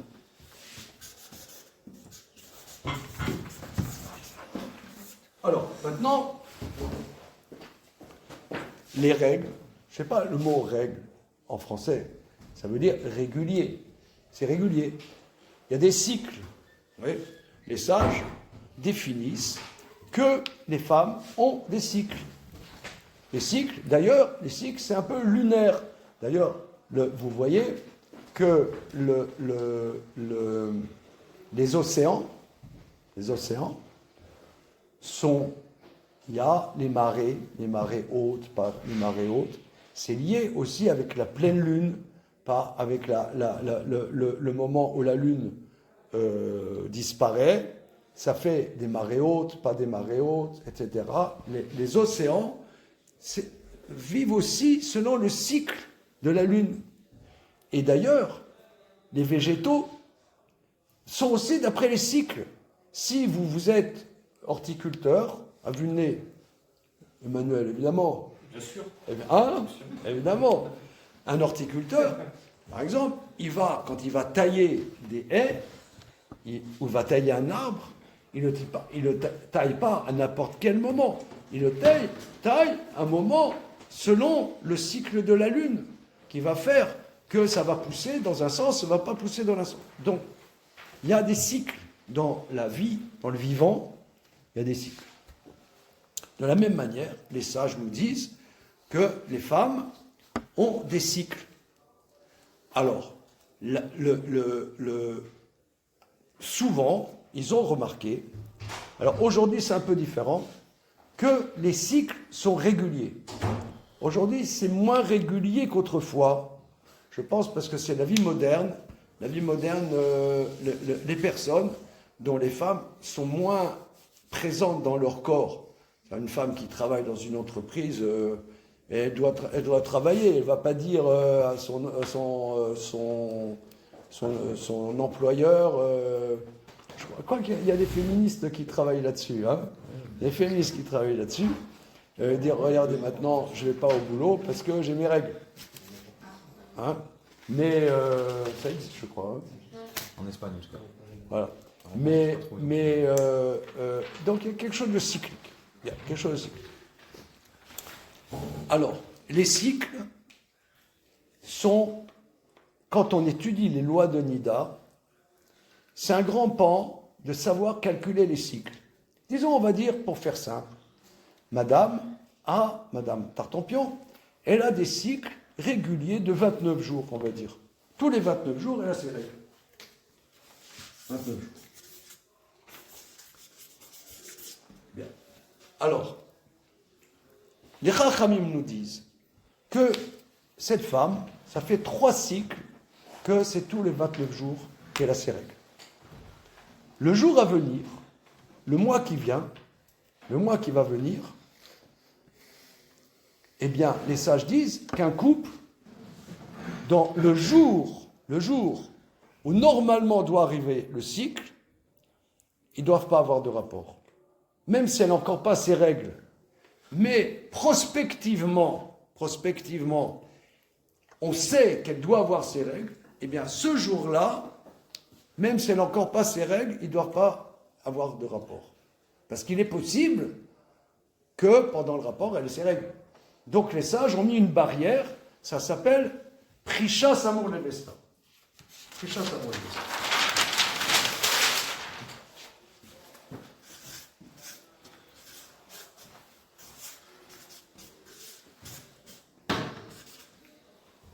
Levesta. Séparé, proche du cycle. Maintenant, si le jour du cycle, elle n'a pas ses règles, après ça sera permis. Je ne rentre pas dans tous les détails. Elle vérifie qu'elle n'a pas ses règles, après c'est permis. Si elle n'a pas eu ses règles. Ça s'appelle Prisha Samur Levesta. Il y a un grand débat dans les décisionnaires. Est-ce que ça, c'est une loi de la Torah ou est-ce que c'est une barrière rabbinique? Est-ce que vous comprenez est-ce que juridiquement c'est clair? Est-ce que c'est, d'après Yosef, c'est clair? C'est clair? Bien. Alors maintenant, regardons la Gemara. Comment? C'est de la Torah. C'est un débat. Pourquoi tu Je rigole, c'était pour vous dire que je suis très bien. Ok, merci. Ça sera l'examen.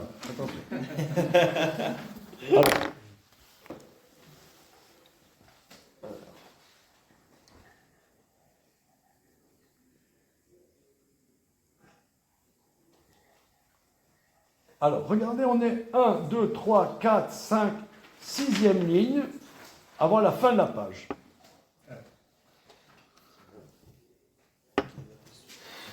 6e ligne avant la fin de la page. Alors là aussi, c'est vraiment un passage du Talmud qui pour moi est fondateur, qui est central dans la conception qu'est-ce que c'est un couple.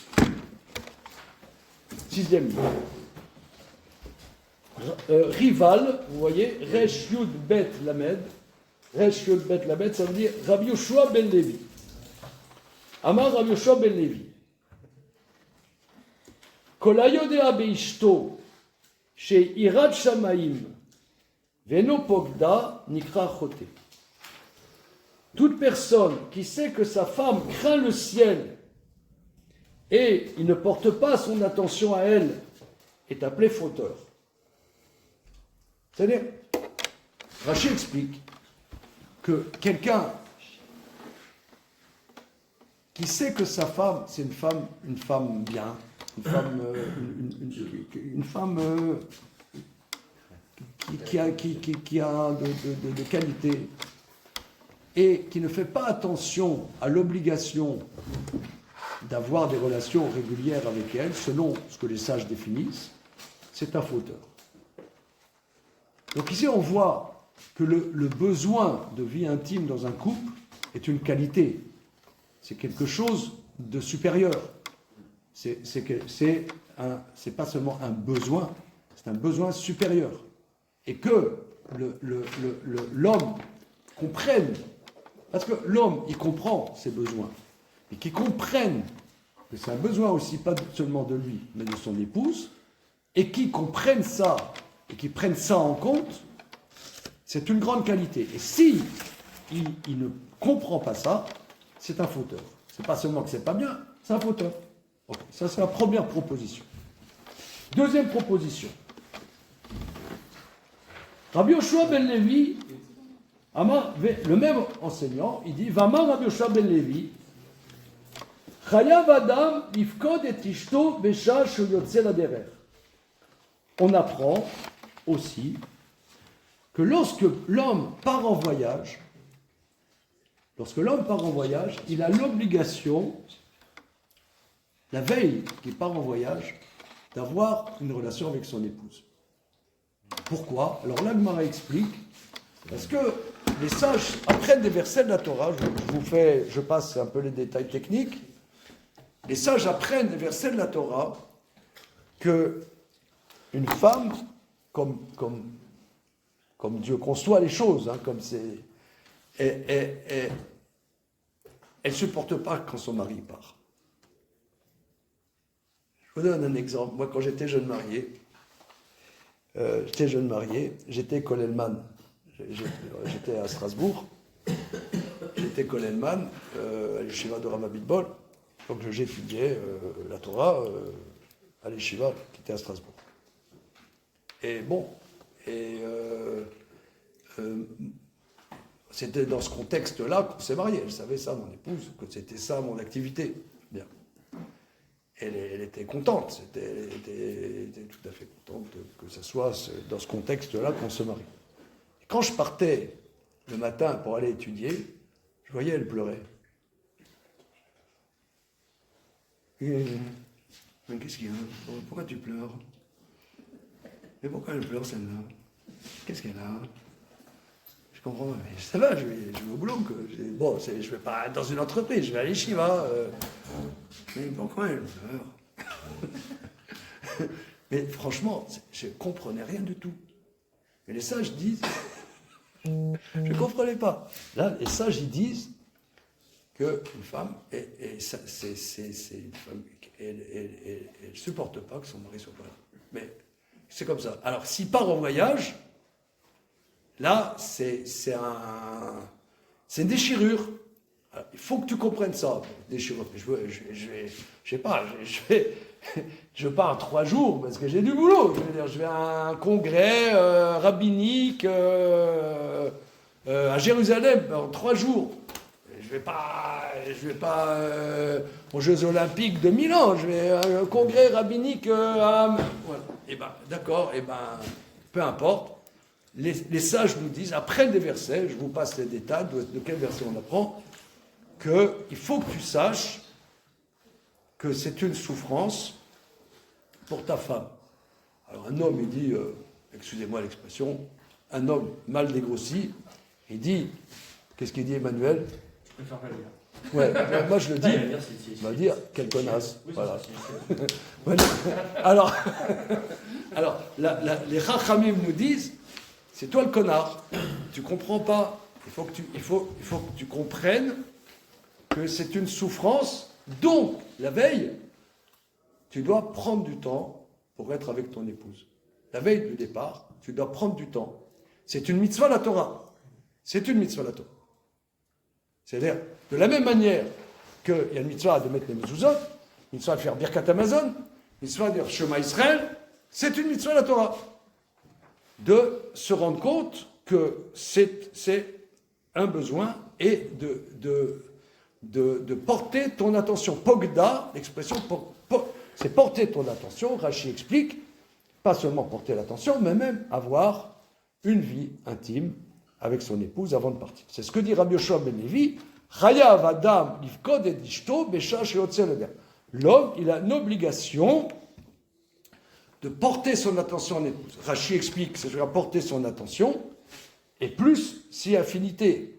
Hein? C'est ça ce que ça veut dire, porter son attention et avoir une relation intime avec son épouse. Oui? Mais les Rachamim ne disent pas que l'homme il est triste quand la femme elle part?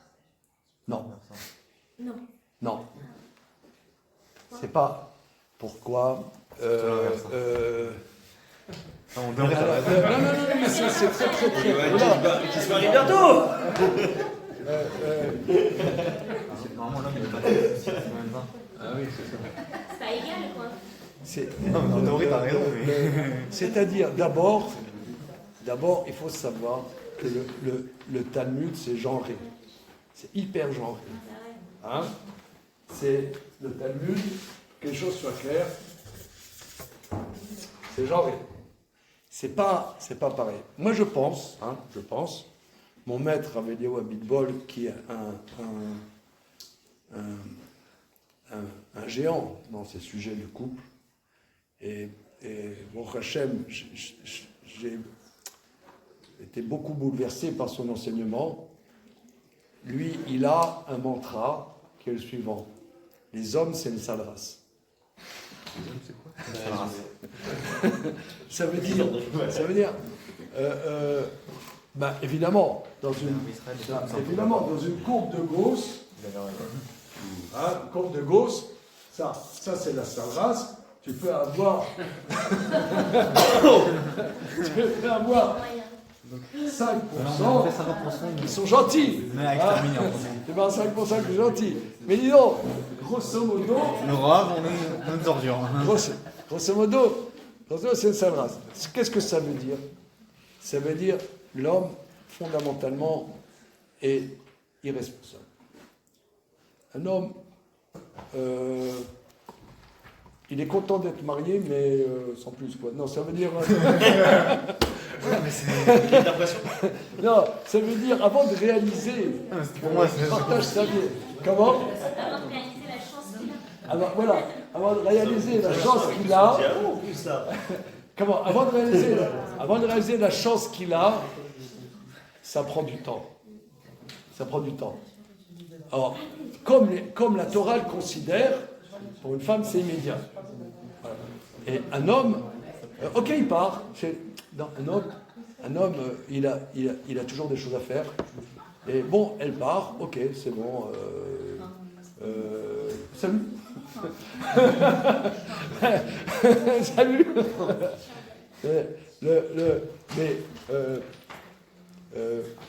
Mon épouse, encore aujourd'hui, grâce à Dieu, je vais vous dire, grâce à Dieu, on est arrière-grands-parents.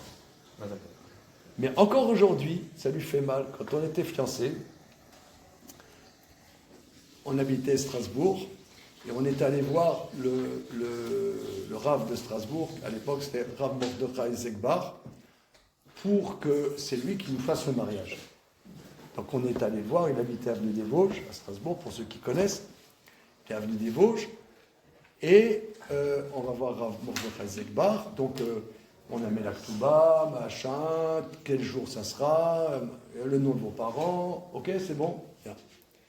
Moi j'avais un vélo, on descend de l'appartement de Rav Zegbar, je prends le vélo et je dis à Makala, au revoir. Aïe, aïe, aïe, aïe, aïe, aïe. Jamais dire ça. Grand débutant. J'ai dit à Makala, au revoir. Grand débutant. Encore, aujourd'hui, elle m'en veut. Mais oui, bien sûr. Mais après, le lendemain, elle m'a appelé. Mais pourquoi tu m'as laissé comme ça? Bah, qu'est-ce que tu veux que je fasse? Qu'est-ce que tu veux que je fasse? Bah, au revoir, qu'est-ce que tu veux? Au revoir, salut. Mais moi, je vous rapporte ça parce que je pense que je ne suis pas le seul comme ça. Sinon, je ne me permettrais pas de vous raconter mes bêtises. Ça veut dire au revoir, parce que elle m'a dit, ouais, tu m'as laissé en pleurs. Mais qu'est-ce que... Où est le problème? Donc, c'est pas symétrique. Les choses ne sont pas symétriques. Oui, monsieur. Moi, je trouve que justement, là, les deux points de Ribal, c'est d'aller chercher chez l'autre, d'intégrer en nous la différence de l'autre. Ça veut dire, le premier point, c'est quand même le désir de la femme. Ça veut dire, l'homme, il a l'impression que la femme n'a pas de désir. La Torah, elle dit attention, elle a du désir. Donc tu fais impérieux, un désir impérieux. Donc toi, tu dois faire attention à ton désir. Deux, il y a une différence entre toi et elle, c'est que toi, tu vas partir, ça ne va rien faire. Elle a besoin que tu passes la veille de la soirée avec elle. C'est intégrer le... Très bien. Donc c'est pas une question d'égalité ou de symétrie, c'est une question de... Justement. Là, vu que là, tout le cours, c'est quand même de dire que le modèle du couple, selon la Torah, c'est le modèle de l'altérité. Il y a une personne et une autre, le visage de l'autre nous oblige, comme dirait Lévinas, tout ça. Enfin, d'accord, mais ça c'est théorique, maintenant c'est vraiment... Voilà, pratique. Là c'est vraiment, c'est pratique. Le truc pratique. Complètement pratique. Donc là, ça veut dire, je reprends ce que toi tu dis, c'est vraiment très intéressant. C'est-à-dire que, pour reprendre Léa, ce que tu dis, c'est que c'est pas symétrique. Dieu n'a pas créé l'homme et la femme pareils. C'est pas symétrique. Mais, je reprends ce que dit Yosef, c'est malgré nos différences, j'intègre dans mon vécu la réalité de ta différence. C'est pas seulement que j'en prends compte, théoriquement, philosophiquement, c'est je l'intègre dans mes actes. La différence de comment toi tu vis les choses, et que je dois pas seulement me rendre compte comment toi tu vis les choses différemment, mais changer mes actes par rapport à ça. Alors maintenant, et c'est ça qui est sublime, c'est qu'il part le jour du voyage. C'est le jour où, normalement, madame, elle est susceptible d'avoir ses règles. Qu'est-ce qu'on fait? J'allais dire, si elle est Nida la veille. Non, elle est Nida. Mais elle n'est pas Nida encore. C'est-à-dire, on a dit, par exemple, j'ai pris un café, c'est le 29e jour. Même s'il y a une suspicion, c'est 29 jours. C'est grave, non? 29e jour, normalement, cette dame, c'est le jour susceptible qu'elle doit avoir ses règles. Et les sages ont dit qu'il y a une barrière, ce jour-là, ils ne doivent pas prospectivement, bien qu'elle n'ait encore pas ses règles, avoir de relations. L'Agmara dit, d'après la version de Rashi, parce que Tosfot va être contre, c'est que ce jour-là, étant donné que c'est une barrière rabbinique, c'est une barrière rabbinique que le cycle, c'est un débat, est-ce que Vestos et Deoraita, est-ce que les cycles ont un impact d'après la Torah ou un impact rabbinique? Eh bien, ce jour-là, bien qu'il y ait une barrière rabbinique, il doit aller avec son épouse. Et c'est comme ça que Rabbi Yosef Karo tranche la halakha. Pour nos frères séfarades, c'est comme ça la halakha. Sache que c'est différent, c'est comme Rabbeinu Tam. On va voir dans un deuxième temps Rabbeinu Tam. Non mais regardez, là, ça veut dire, on pourrait dire, c'est quelqu'un qui ne connaîtrait pas ça, il serait tiraillé. Il est tiraillé, il ne sait pas comment faire. d'un côté, il y a une tension dans le couple, d'un autre côté, il y a des impératifs, je dirais, religieux. Impératifs religieux, c'est ça toute la vie. Ouais, la vie. J'ai un impératif religieux, j'ai un impératif sentimental. Qu'est-ce qui prime? Alors ça dépend. Celui qui est un fanatique religieux, il dit bon, va te faire voir. Et celui qui est doudou, chouchou, il va dire oui, ma chérie. Comment on fait? Comment on fait? Alors les Chachamim tranchent, étant donné que rabbiniquement, ça n'est que rabbinique, et que tu as l'obligation de la Torah, l'obligation de la prime, le truc rabbinique dégage. Et il doit aller avec son épouse, il doit avoir une relation. Ça c'est la lecture de la Gemara. Monsieur, non, tu voulais dire quelque chose? Non, donc le Ve'afta, il a une vraie importance si ça va jusque-là. Faire sauter la barrière du risque de... pour l'autre. C'est-à-dire que là, les sages disent, étant donné, ça n'est... Alors, ça, vous voyez, là, vraiment, c'est l'importance de savoir bien la halakha. Sur quelqu'un qui connaît à peu près, il est paumé. Et ça dépend. Il va dire, il va faire quoi? Il va faire ce que je déteste. Il va faire quoi? Des concessions. Tu vois? Non, bien en mots. Et il va faire... il va traficoter. Parce qu'il ne sait pas. Il trafique. Il fait du trafic. Mais si tu analyses... C'est pour ça, moi j'enseigne, quand j'enseigne à des khatanim qui vont se marier, première chose, toujours poser des questions à des dayanim. Toujours poser des questions à des dayanim. Parce que, quelqu'un qui ne connaît pas les détails de la halakha, il va contre un mur. Alors ça dépend. Si c'est une brute, alors c'est une brute. Si c'est un doudou, c'est un doudou. Mais d'ailleurs, dans chaque doudou, il y a une brute, et dans chaque brute, il y a un doudou. Donc ça dépend, bien sûr. Donc c'est comme le courant alternatif. On est alternatif entre doudou, brute, doudou, brute, doudou, brute. Mais là on voit que la force des rachamim, ils disent que, pour reprendre ce que tu dis, Eliaou, que la construction, l'impératif d'équilibre, d'amour dans le couple, prime par rapport à cette barrière rabbinique. Bien que cette barrière rabbinique, elle soit très importante, mais là, ça prime. Maintenant, Rabbeinu Tam, lui, il n'est pas d'accord.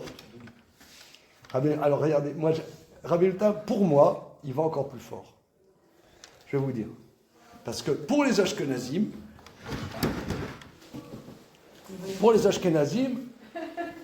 la prisha, qu'est-ce qu'il y a? Les Ashkenazim ne voyagent pas. Comment? Les Ashkenazim ne voyagent pas. Alors, alors, en tout cas, pas tous sans leur femme. Rabbeinu Tam, donc le petit-fils de Rachid, lui, il va lire la Gemara différemment.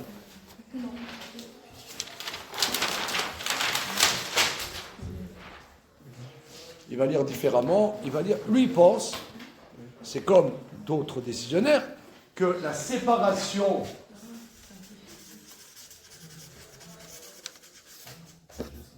est une obligation de la Torah.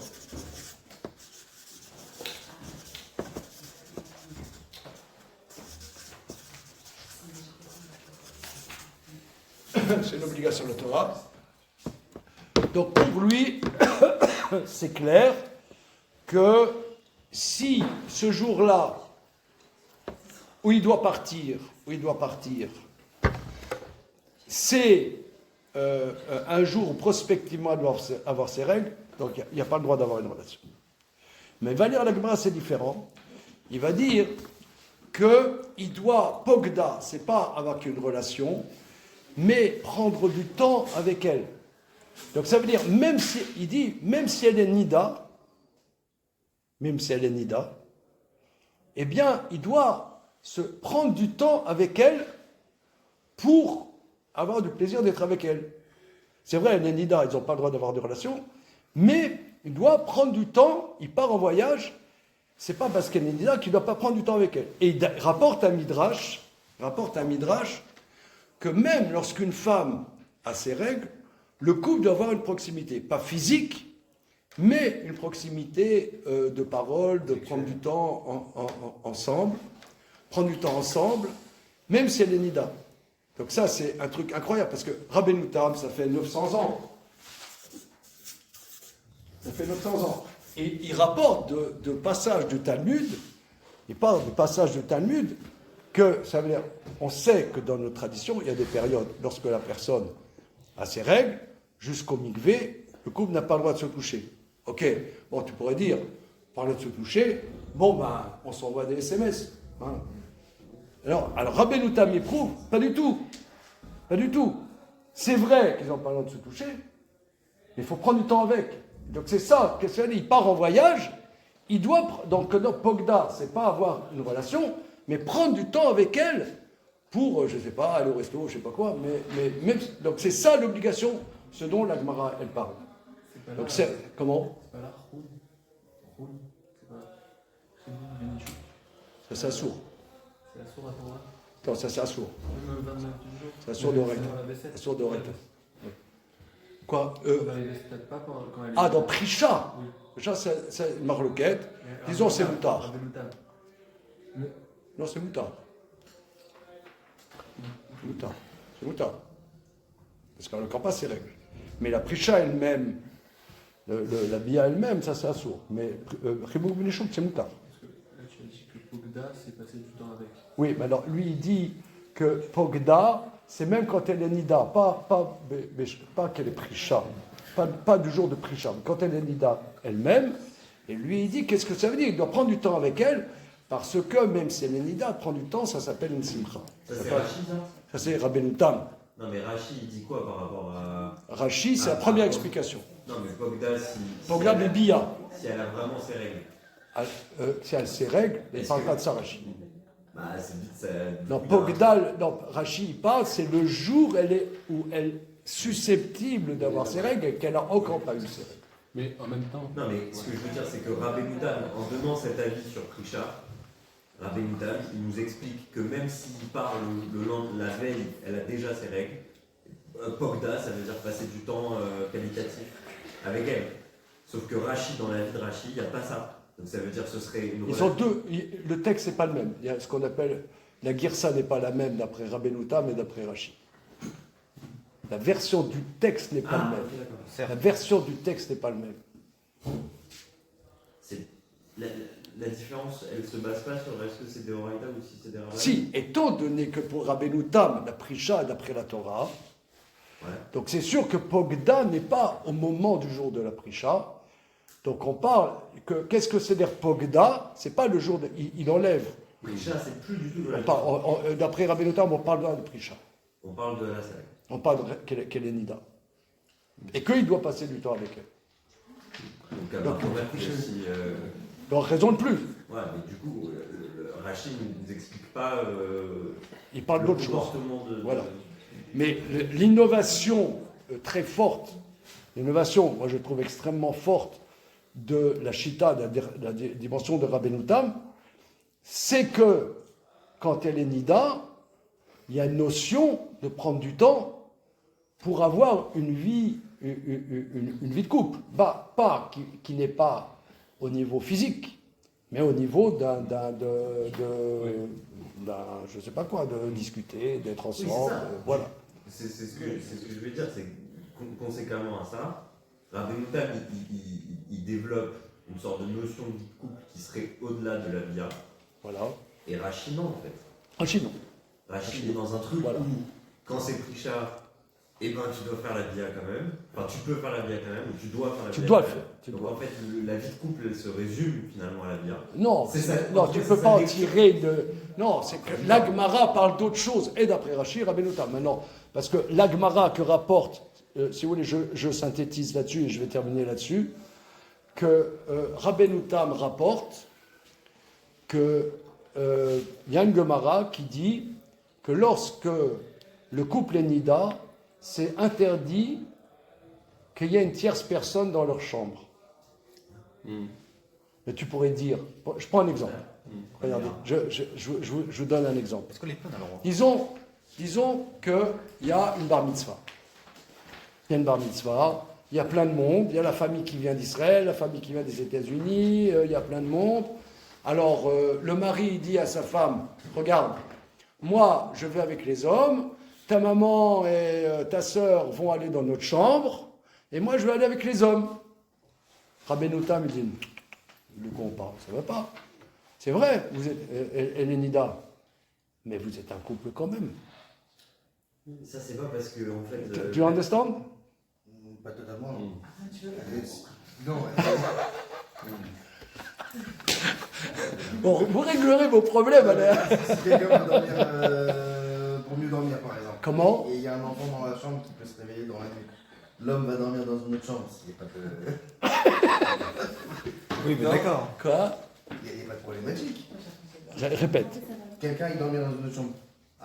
Dans le couple, une des deux personnes allait dormir dans une autre chambre parce qu'il a peur de se réveiller dans la nuit.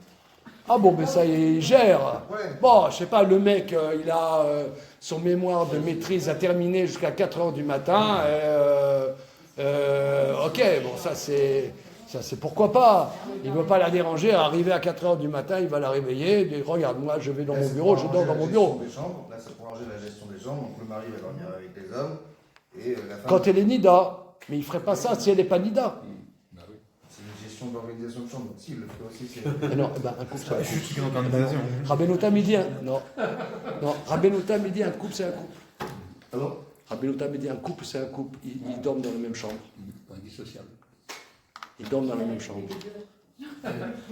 Et que c'est une souffrance dans le couple. C'est une souffrance dans le couple.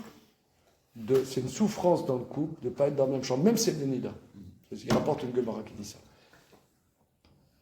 Ah, t'es pas d'accord? Si ça fait du bien aux deux personnes de pouvoir être à l'aise dans le lit, de pouvoir, si l'enfant pleure, il n'y a personne qui est réveillé. Il n'y a pas une si la personne elle ronfle, il y a plein de raisons qui font que finalement un couple peut être très heureux, très épanoui en dormant dans deux chambres distinctes. D'accord, mais c'est plus un couple. Ils sont épanouis. Non, mais c'est plus un couple. Ils partagent des discussions, ils partagent. Non, alors, non, une seconde. Regardez Rabbeinu Tam. C'est la Gemara d'Oeruvin. Il rapporte la Gemara Samer Gimel d'Oeruvin. Non, mais je vais vous dire. Je synthétise en une phrase. Moi, je pense qu'il y a des gens qui se marient. Je ne citerai pas de nom. D'accord. Il y a des gens qui se marient. Vous avez entendu parler, il y a des gens qui se marient. D'accord. Vous allez me dire de moins en moins. Tant mieux. Mais disons, il y a des gens qui se marient. D'accord. Moi, comme d'autres, je me suis marié. D'accord. Maintenant, en me mariant, je ne sais pas qu'est-ce que c'est. Je ne savais pas. Je ne sais pas. Après, on découvre. Mais, et c'est un peu le contenu de notre étude ce soir, c'est que la Torah, c'est quoi la Torah? C'est quoi la Torah? La Torah, c'est la science du Créateur. La Torah, c'est pas seulement manger cachère et avoir un doute d'eau chaude Shabbat. C'est aussi ça. La Torah, c'est pas seulement avoir des téphilines et des mezuzot. La Torah, c'est la science du Créateur. Ça veut dire, Dieu nous a créés. Il nous a créés. Nous, moi, toi. Il nous a créés. Avec notre corps, avec nos sentiments, notre intelligence, avec tout ce qu'on comporte. Mais, qu'est-ce qu'on fout? eh ben, le créateur, il va te dire les secrets de comment ça marche. C'est un truc de dingue, ça. C'est un truc de dingue. Et quand tu fais du Talmud, mais je dirais, je me permets, hein, à haute dose, eh ben, tu découvres de comment l'homme fonctionne, comment la femme fonctionne, comment des trucs que tu n'aurais pas. Qu'est-ce que c'est un couple?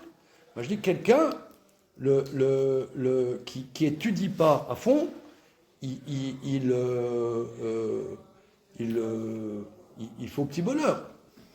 C'est comme, par exemple, moi, j'ai pas le permis de conduire. Tu me donnes une bagnole à conduire, j'ai jamais essayé, mais j'y vais.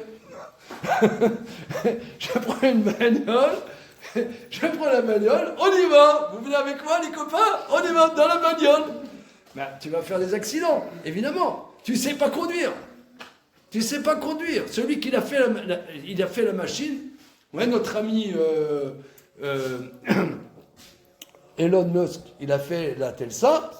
Ouais, bah, il y a le mode d'emploi. Il y a le mode d'emploi. Tu prends pas le mode d'emploi, bah, tu peux faire des accidents. Bah, c'est pareil. Si tu veux, tu mets un homme, tu mets une femme, ouais, mais tu fais des accidents parce que tu sais pas comment un homme fonctionne, tu sais pas comment une femme fonctionne, tu sais pas qu'est-ce que. Toi, tu dis, ok, bon, mais si c'est plus pratique d'être chacun dans 2 chambres, ok. Seulement, Rabbeinu Tam, il y a 900 ans, les mecs. Il n'y avait pas de sexologue encore à l'époque. Ouais, il n'y avait pas. Et sexologue, vous savez, les sexologues. Non, bon. Les thérapeutes. Ouais. Et encore pas les sexologues. Eh bien, Rabbeinu Tam, il te dit, ok, tu peux le faire, mais c'est plus un couple. Il faut le savoir. Il rapporte Gemara dans le traité Hérouvine. Qu'un couple, même si la femme est nida, et qu'ils ne peuvent pas se coucher, ils sont dans la même chambre. Qu'est-ce qu'ils font dans la même chambre? Ben, c'est un couple.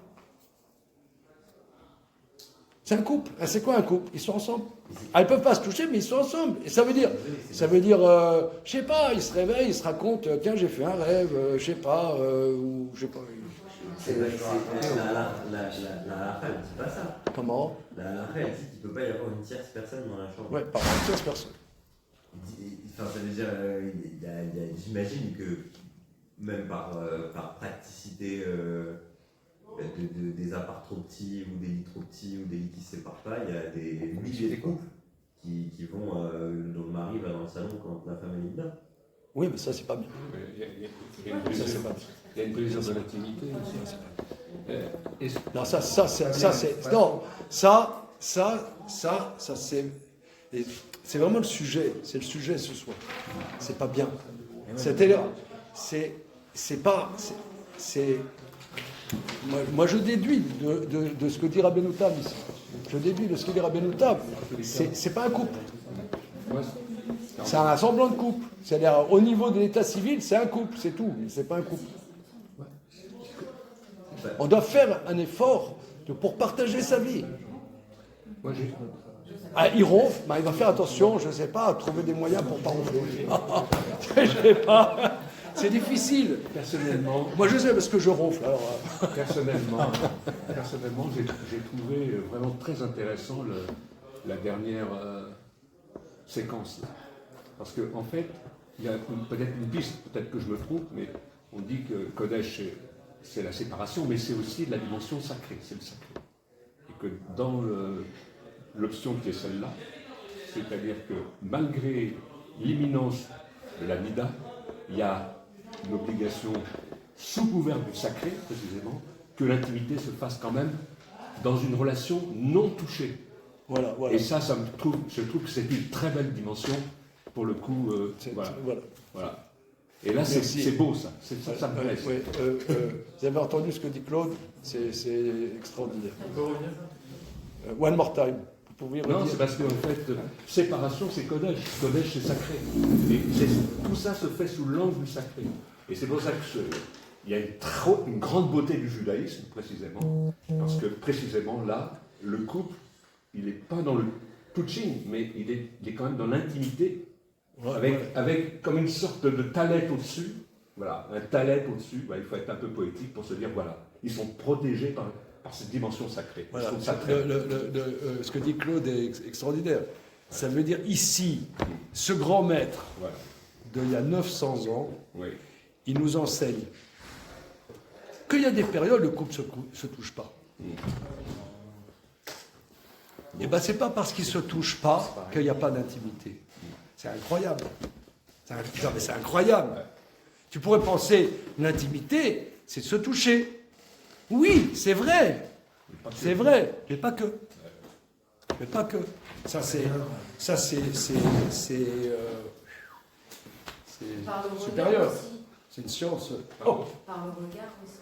Ouais, par comme vous avez dit, la force supérieure. Une force importante, la présence. Une vraie présence.